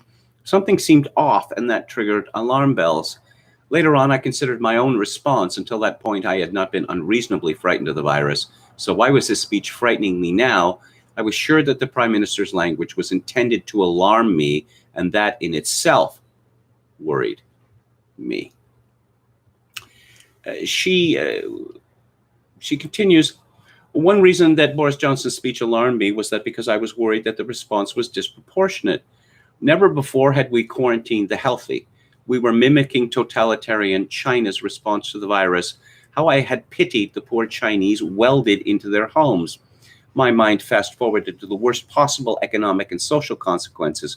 Should the precautionary principle in this case mean we should lock down? An unevidenced method of trying to control a virus, or was it more prudent to follow well-rehearsed pandemic protocols which had never recommended lockdowns? At this point, you may say, but we had prepared for influenza, not coronavirus, in which case, please let me assure you that coronavirus was on the National Risk Register of civil emergencies.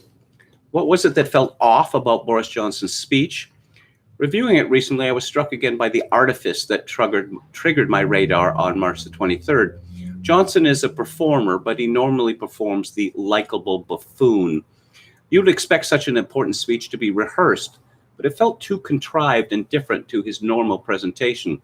He was controlled, stern, and at a basic level, that was hard to pinpoint. It didn't feel genuine. So she asked two experts in body language to look at the speech and give their reactions. And one of them says his words and some of his body language convey one message, but you sense another message, and that rings alarm bells. He didn't seem authentic. And another says he would be interpreting a blend of signals because 55% of our communication is through body language, 38% is volume and tone, and only 7% is the actual words we use. This would be Neil Shah, who says 26 seconds in, and you can see the tension in his figures. He is clenching so hard his knuckles turn white. He pointed out Johnson was hunched and leaning forwards like he was holding on for dear life. I asked what it means when someone clenches their fists so hard. He told me it can be for emphasis or as an aggressive gesture, but it also looks like a tantruming toddler.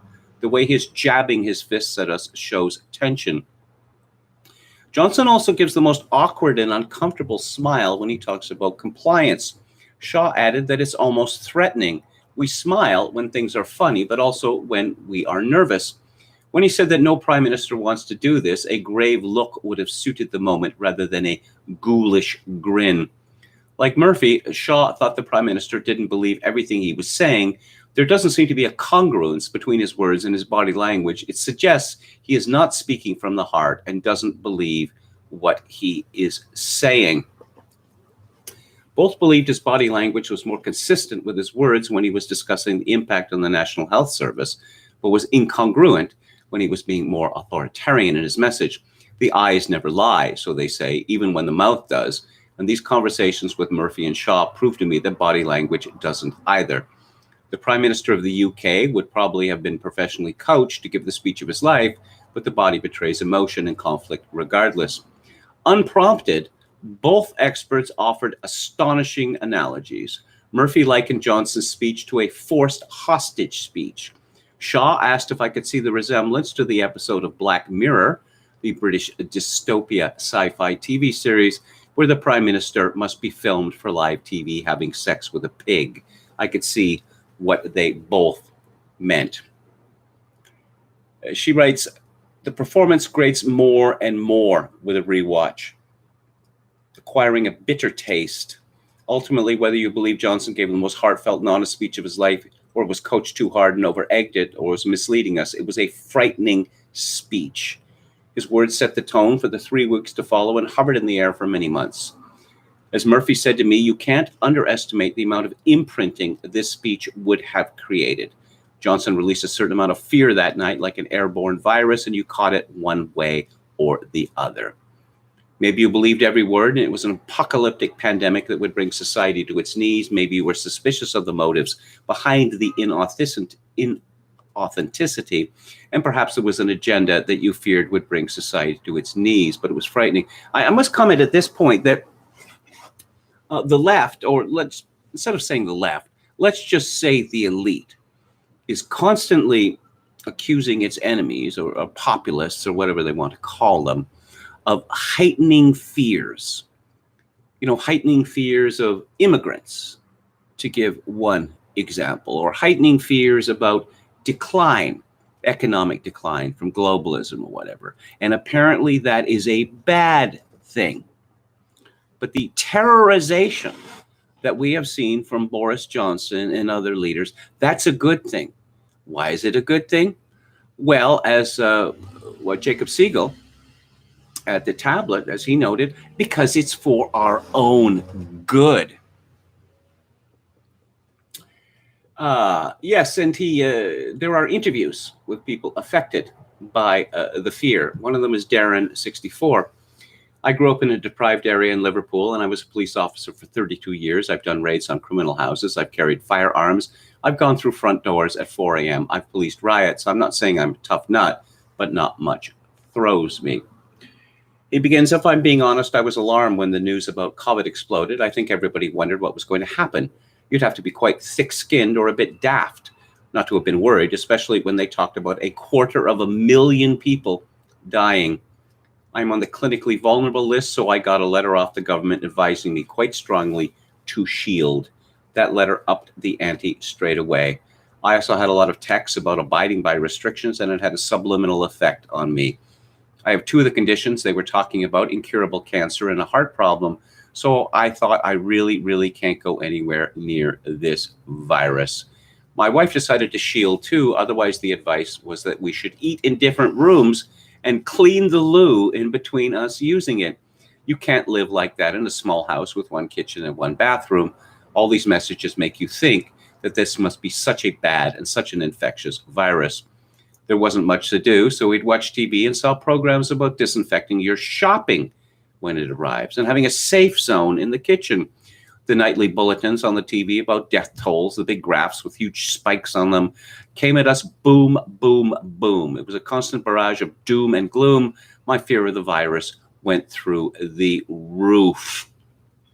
It was like the fear we had in the Cold War, but much worse. That was an abstract concept. We didn't really think it would happen, but COVID was something we were told was actually happening. I stayed at home for 11 weeks. When I went for my first hospital appointment after 7 weeks of shielding, my brain overloaded. I was a wreck that day, petrified of my own shadow. I drove rather than walked because I didn't think I should breathe in air that other people were breathing out. When I got out the car, I didn't know if I could do this, but I steeled myself and I had my mask and gloves on. My fear got compounded because I was greeted by someone at the hospital entrance who told me I had to take my mask and gloves off because they'd come from outside. That made me think it must be really bad. There were signs everywhere telling you, don't go past this point, stand here. Most of the chairs had been taken out. Nurses were in protective gear. They took my temperature, which they wouldn't normally. Everything screamed danger. I didn't feel wobbles or jellies, but my head was racing. I'm going to catch it. I'm going to catch it. If I breathe out of place, if I touch the wrong thing, if someone walks past me, I'm going to catch it. If someone walked past me, I would hold my breath. Hospital workers walked past me when I was on my way out, and in my head, I was thinking, what are you doing? When the third one walked past me, I swore at him under my breath, the rude four-letter word that begins with C. For a long time, I was frightened of everything, the world, the air, other people, physical objects, anything that could transmit the virus, basically. Looking back, I can't believe it was me. I think I became agoraphobic. I'm awfully angry about the fear now. I feel cheated. Ultimately, I'm angry at Parliament, not just the government, because there was no real opposition to anything. I'm angry at the media too and feel betrayed. They only published one side of the argument. It was despicable that the government tried to frighten us. Any other walk of life, you'd been arrested. She then, Laura Dodsworth, examines the media response to this. And yes, fear spreads in the media like an airborne virus.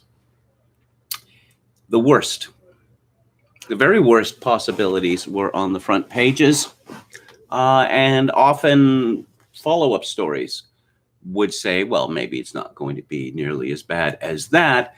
But of course, people believe the first things, or tend to believe the first things that they have seen. And why do they do this? Because it's clickbait journalism now. That you get paid the best, you get promotions based on the number of clicks that your stories get, and taking, as they say, nuanced view of any phenomenon is not really clickbait. She talks about Chinese government bots. It is difficult to ascertain the extent of undercover social media propaganda, but a 2017 study how the Chinese government fabricates social media posts for strategic distraction, not engaged argument, estimated that from 250,000 to 2 million Chinese people are hired by their government to post approximately 448 million fake social media posts each year. These undercover pro-government commentators set out to be ordinary citizens as they steer conversations in the correct direction for the Chinese Communist Party. They are referred to as the 50-cent army, as they are reportedly paid 50 cents per post. ProPublica analyzed fake and hijacked Twitter accounts and found more than 10,000 suspected fake Twitter accounts pushing propaganda about Hong Kong. Accounts then switched their focus from Hong Kong to COVID-19. And of course, we know what they're saying, that the Chinese government did everything right, and it is you hapless foreigners who are doing everything wrong. Laura Dodsworth is especially withering about the BBC, which is supposed to be, well, its charter mandates that it be impartial. But the BBC, by all accounts, has been one of the absolute worst, as bad as any of the tabloids. The BBC appeared to highlight stories which would create fear, focusing on negative outcomes rather than recovery. One headline read, "Luton teen speaks of really scary time her dad caught virus." Another read, "I had my funeral planned in my head." Italian economy takes a body blow as a subtle example of a BC headline on March 1st, 2020, which was less impartial than we might expect. Body blow is a metaphor that conjures a painful impact on the economy. Rather than leading with a fact about the drop in the GDP or the prediction of recession, this headline is a more colorful, editorialized headline. I asked Sue Cook her opinion. The term body blow is acceptable if it describes a literal fact, but not to dramatize and exaggerate. That's wrong. The BBC's coverage was so remarkably fear-mongering during the epidemic that in January 21, Telegraph journalist Alison Pearson labeled the organization the Body Bag Corporation. Oh, yes, there's some frightful headlines. Coronavirus leaves Wuhan a zombie land with people collapsing in streets and medics patrolling in hazmat suits. Did that really happen? Iran's coronavirus mass graves so big they can be seen from space as 429 die from disease. elderly dead and abandoned in Spanish care homes. Yes, as she talks about this incident of the army being brought out to deal with corpses. This was not explained. The regular workers were not available because of COVID. So in a one-time operation, some army trucks got rid of somewhere between 50 and 100 caskets. It's not, The Walking Dead. The story gave the impression that Italy had become the Walking Dead. But of course, it hadn't. Sarah, 85, by her daughter. My mom is 85, and she said she doesn't want any treatment. If she gets it, she will let nature take its course. She doesn't have any health issues, and there's no reason to be hidden away. She was very active for someone her age and used to be involved in the University of the Third Age and go to a horticultural club. But everything that makes life worthwhile and gives her forward motion is completely gone. At the beginning, the ramping up of fear got to her. She began to believe it was inevitable that she would die of COVID. It was foremost in her mind. We had to tell her to turn the BBC off. I honestly think that because the BBC is so respected and looked to as the voice of common reason, it has completely let down its license payers because it kept up a constant narrative of fear. Oh, by the way, I don't know whether you know this or not, but in order to watch television of any kind in Britain, you have to pay a substantial license fee to the BBC. You're not allowed to say, hey, look, just shut off the BBC. I'm not interested in the BBC. I'm interested, in ITV or Channel 4 or whatever. Nope.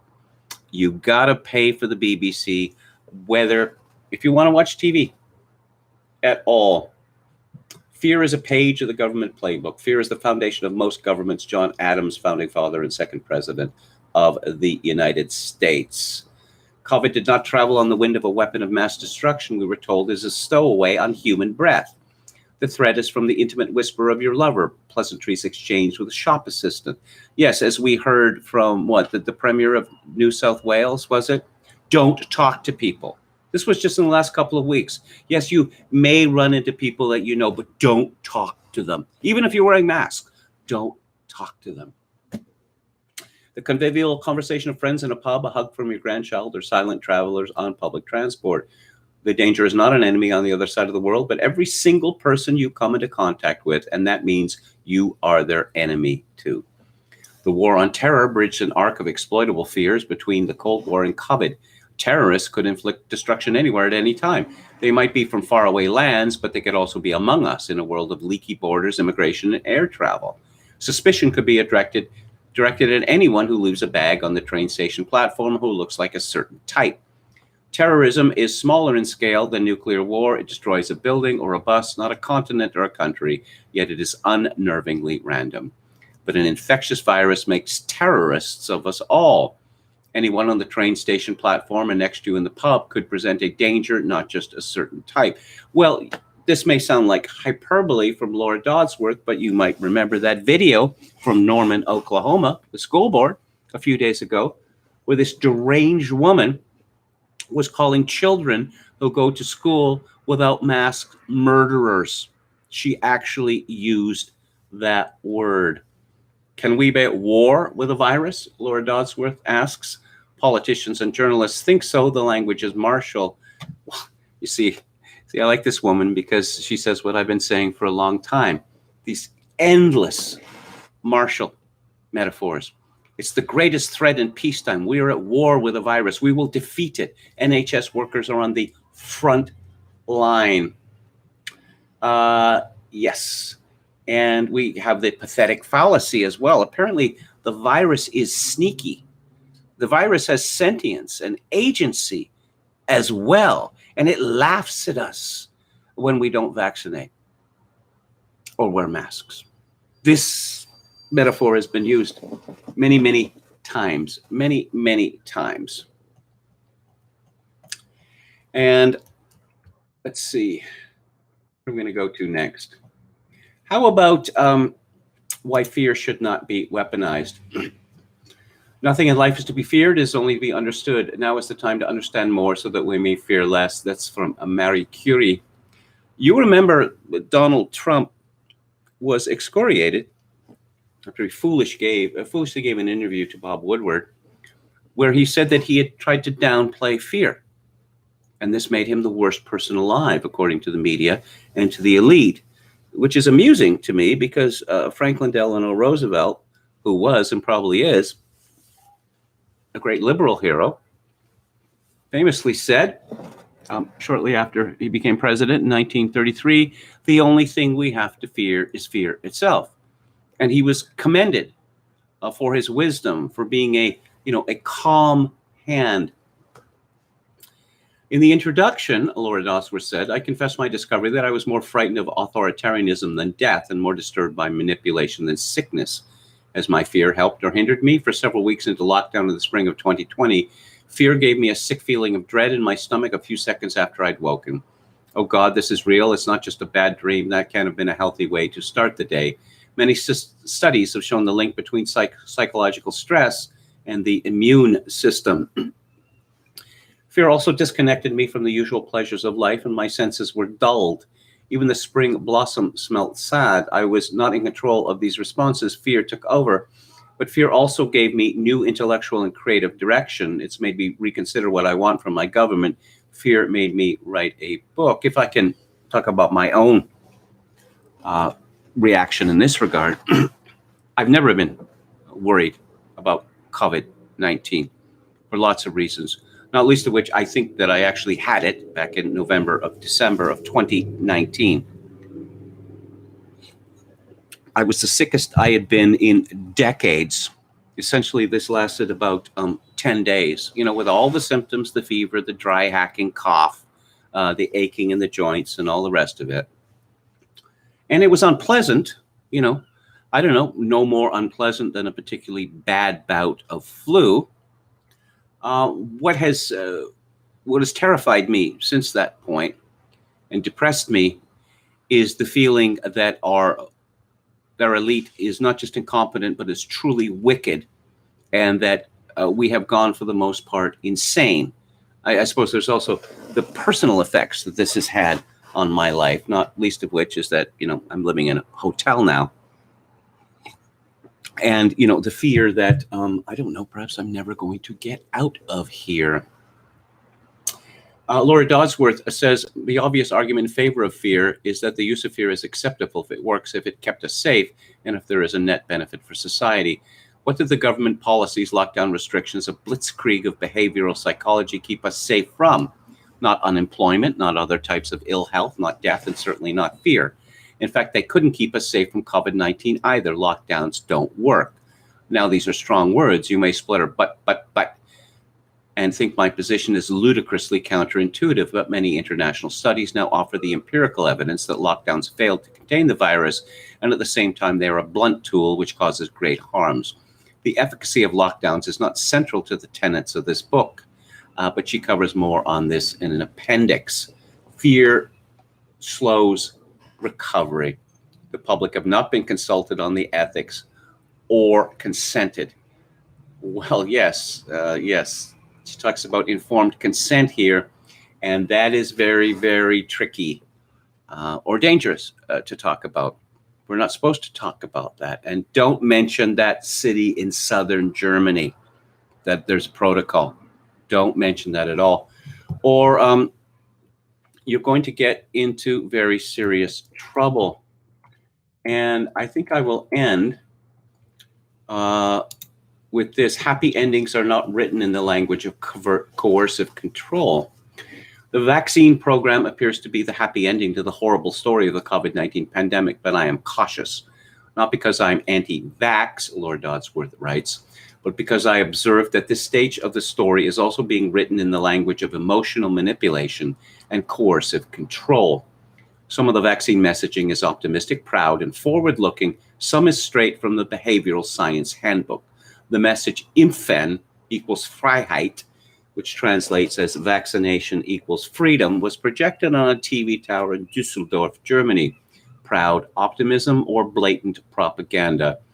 The term vaccine hesitancy is now used to describe the attitude of people who have decided not to get vaccinated. It implies a slight pathologization that those reluctant to have a vaccine may have some sort of mental condition. rather than be making an individual choice based on risk analysis and rational preferences. It is designed to denigrate the vaccine skeptic, to make them look a bit silly. It also implies the hesitation is just a step towards the inevitable part of the process. Come on, dear, we'll get you over that hump, and you'll have your vaccination in the end. Surely an ad hominem attack is less ethical and robustly persuasive than evidence would be. Some of the language around COVID vaccines ticks the boxes of Biderman's chart of coercion. In December 2020, the NHS published a document for health professionals called Optimizing Vaccination Rollout, Do's and Don'ts for All Messaging, Documents, and Communications in the Widest Sense. Although I talked about the possible propaganda aimed at encouraging vaccine take-up in BAME communities, controlled spontaneity and propaganda, this messaging is a broader departure from the public health language for the wider population. Certain recommended phrases are emotionally manipulative in a way that would affect informed consent. For instance, normality can only return for you and others with your vaccination. And if you want to be able to do what you want, then having the vaccine is the fastest and safest way to achieve this. Why can normality only return after vaccination? If you do not get vaccinated, is the message that you prevent everyone else from getting back to normality. I discussed this with psychologist Gary Sidley, who said this fits the definition of blackmail, although the blatant nature of it is a little surprising.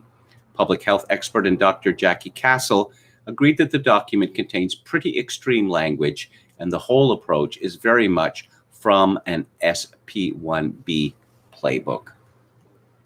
Well, once again, you say the obvious, that if this vaccine is so very efficacious and so very, very safe, why is it necessary to blackmail people? Why is it necessary to bribe people? Why is it necessary to make people feel guilty? Why is it necessary to essentially make one group hate the other group? Why would all of this be necessary if the vaccines are no-brainers? None of this makes any sense. And of course, all that this does, it simply increases the level of suspicion. I'm going to end here. So this book was published this year by Laura Dodsworth, published by Pinter and Martin.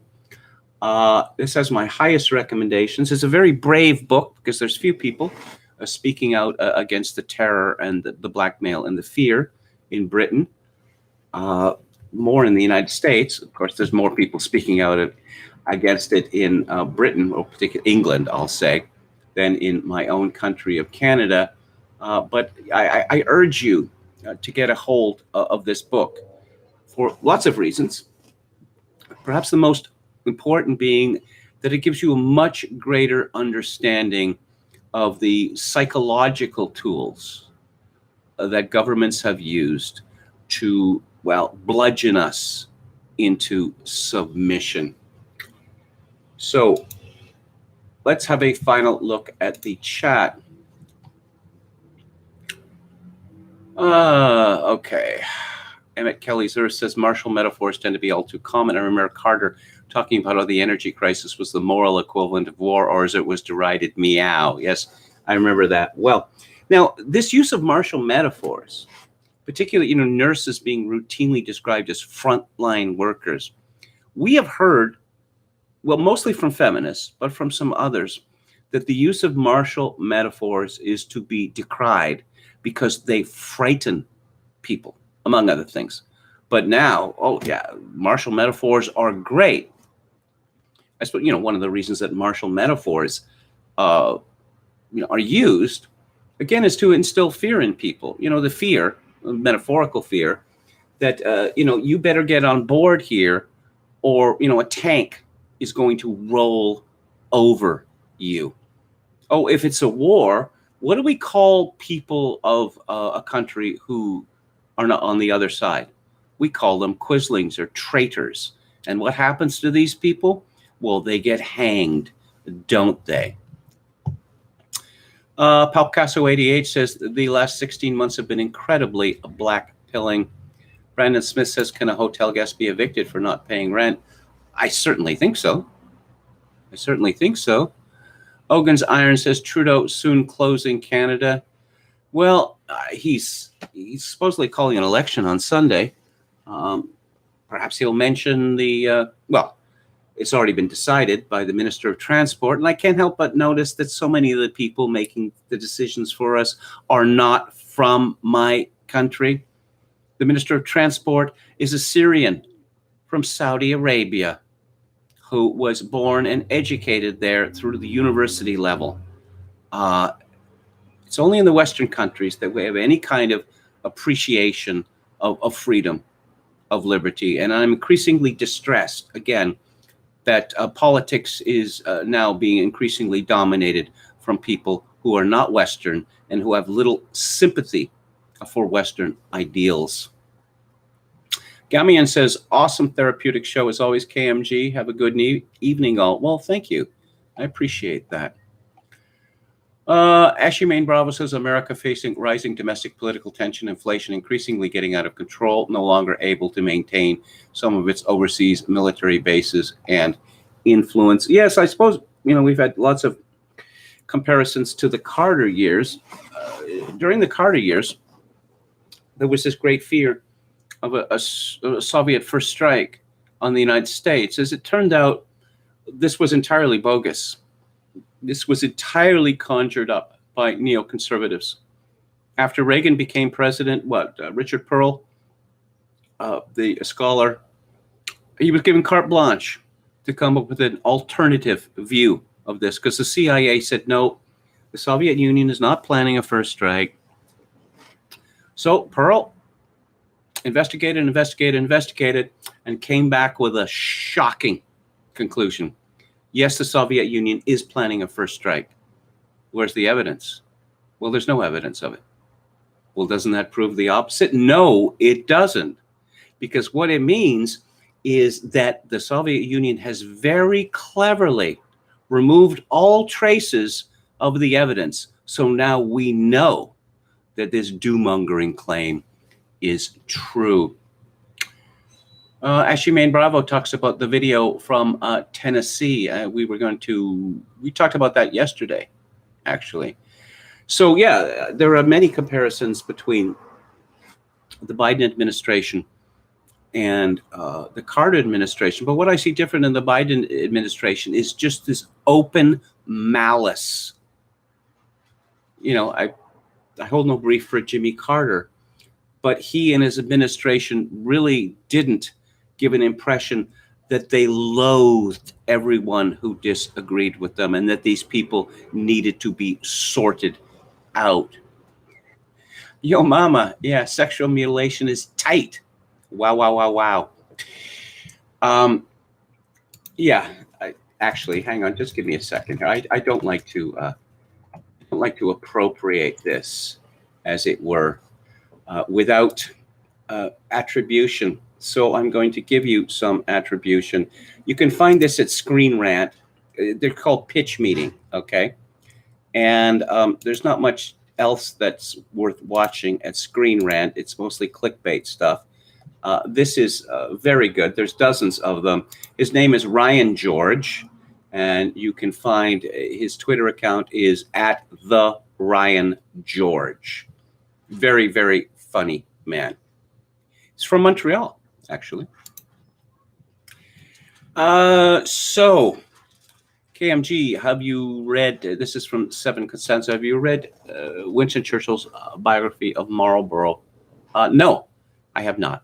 When I was a young man, a very young man, I read Winston Churchill's biography of the Second World War. And then I read Randolph Churchill's biography of his father. But no, I really don't like Winston Churchill. Steve Saylor recommended it. Okay. I don't know. Maybe Lady Longford, did she write a bio? Because she's quite good. Her book on Wellington is excellent. John S. Boomer scared of the Grim Reaper.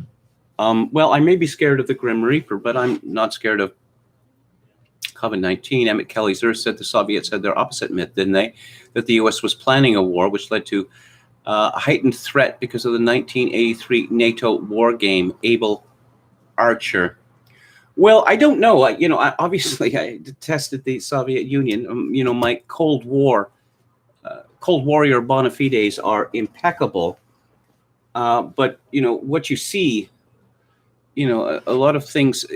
Countries have reason. Even bad countries have reasonable fears. In the same way that it is perfectly reasonable for the Putin government to hold the darkest view of the United States, because a pledge was given that NATO was not going to be expanded to the Russian border, which the Russians, quite reasonably considered to be a hostile act, possibly leading to war. But now we have British warships, chugging around in the Crimean. Yeah, we're going to show you, Putin. This is foolish, foolish, foolish. Oh, I think he means that Sailor is scared. Yeah, I stopped reading him for several months last year. Others were scared too. People that I wouldn't have expected to be scared. Talib is also scared. Gregory Cochrane seemed to be terrified. Was Charles Murray one of that ilk? Anyway, let's see. Oganzire says, I'm so disappointed in him and I've distanced myself from the HBD world. Well, there's another ambulance, or police car. Now, I understand, they have to be noisy. Over the last couple of months, I have come to hate motorcyclists. I should qualify that. I have come to hate bikers. I mean, I had a suspicion about this. I asked my brother, a former motorcycle owner, I said, they're removing their mufflers, aren't they? And he said, yeah, they are. That, they get much more power out of it. And also it's much, much louder, which they like. The bikers, they tend to have beards. They're not wearing the bell helmets. They're wearing these bowl helmets. And they get together and they go down Douglas Street in an attempt to impress everyone by showing just how much noise they can make. Please don't hate motorcycle folk. We're not all bad, says Head McNeck. No, I don't. But as I say, I just been wondering about this because vehicles have to be inspected. And what they're doing is clearly illegal. And I would have thought that the cops would notice this. Of course, they notice it, but they don't care. Okay. I think that's it for today and for this week. I'm going to be back on the air, of course, Monday at 4 p.m. Pacific, 7 p.m. Eastern. And let's talk about what's coming up in the show next week. On August the 19th, I'm going to be talking about an acknowledged masterpiece by Vittorio De Sica called Umberto D. It's a story about an old man and his dog. On August the 26th, I'm going to be talking about John Ford's World War II movie starring John Wayne called They Were Expendable. On September the 2nd, I'm going to be talking about a wonderful documentary about John Milius, made in 2013, called, oddly enough, Milius. And on September the 9th, I'm going to be talking about, for the first time, the French comedic genius Jacques Tati and his 1967 film Playtime. On the book club next week, I'm going to be talking about a book by, another Englishman, Theodore Dalrymple. That's his pen name. It's about drugs. It's called Romancing Opiates. On August 27th, I'm going to be discussing Francis Ween's biography of Karl Marx. And September the 3rd, Contemporary America, Welcome to Hell by Bad Billy Pratt. And September the 10th, The True History of the Conquest of Spain by Bernal Diaz. And on Music Monday, I am going to be discussing on August 16th, Brian Eno and his remarkable journey through life. Thank you all for tuning in. If you'd like to show any part of it, I would appreciate it if you'd click on the like button and subscribe to my YouTube channel if you have not done so already. If you would like to make a donation to this live stream, which very much appreciated, and I could really use the money at this particular point. My PayPal account is linked to kevin_grace@hotmail.com. Once again, kevin_grace@hotmail.com. If you are in Canada, donations to the live stream may be made directly via Interact at kevingrace@shaw.ca. Now, I asked a favor earlier this week. No, I explained rather that there had been a problem with skill testing question on Interact, and this got heard, and a donation was made with a skill testing question that I could answer. So thank you for that. I won't mention your name, of course, but I really appreciate it. And as always, I leave you with this benediction in these days of social atomization and civilizational collapse. I do really wish that you, my dear viewers and listeners, manage to forge a genuine human connection in order to ease the burden. Good night.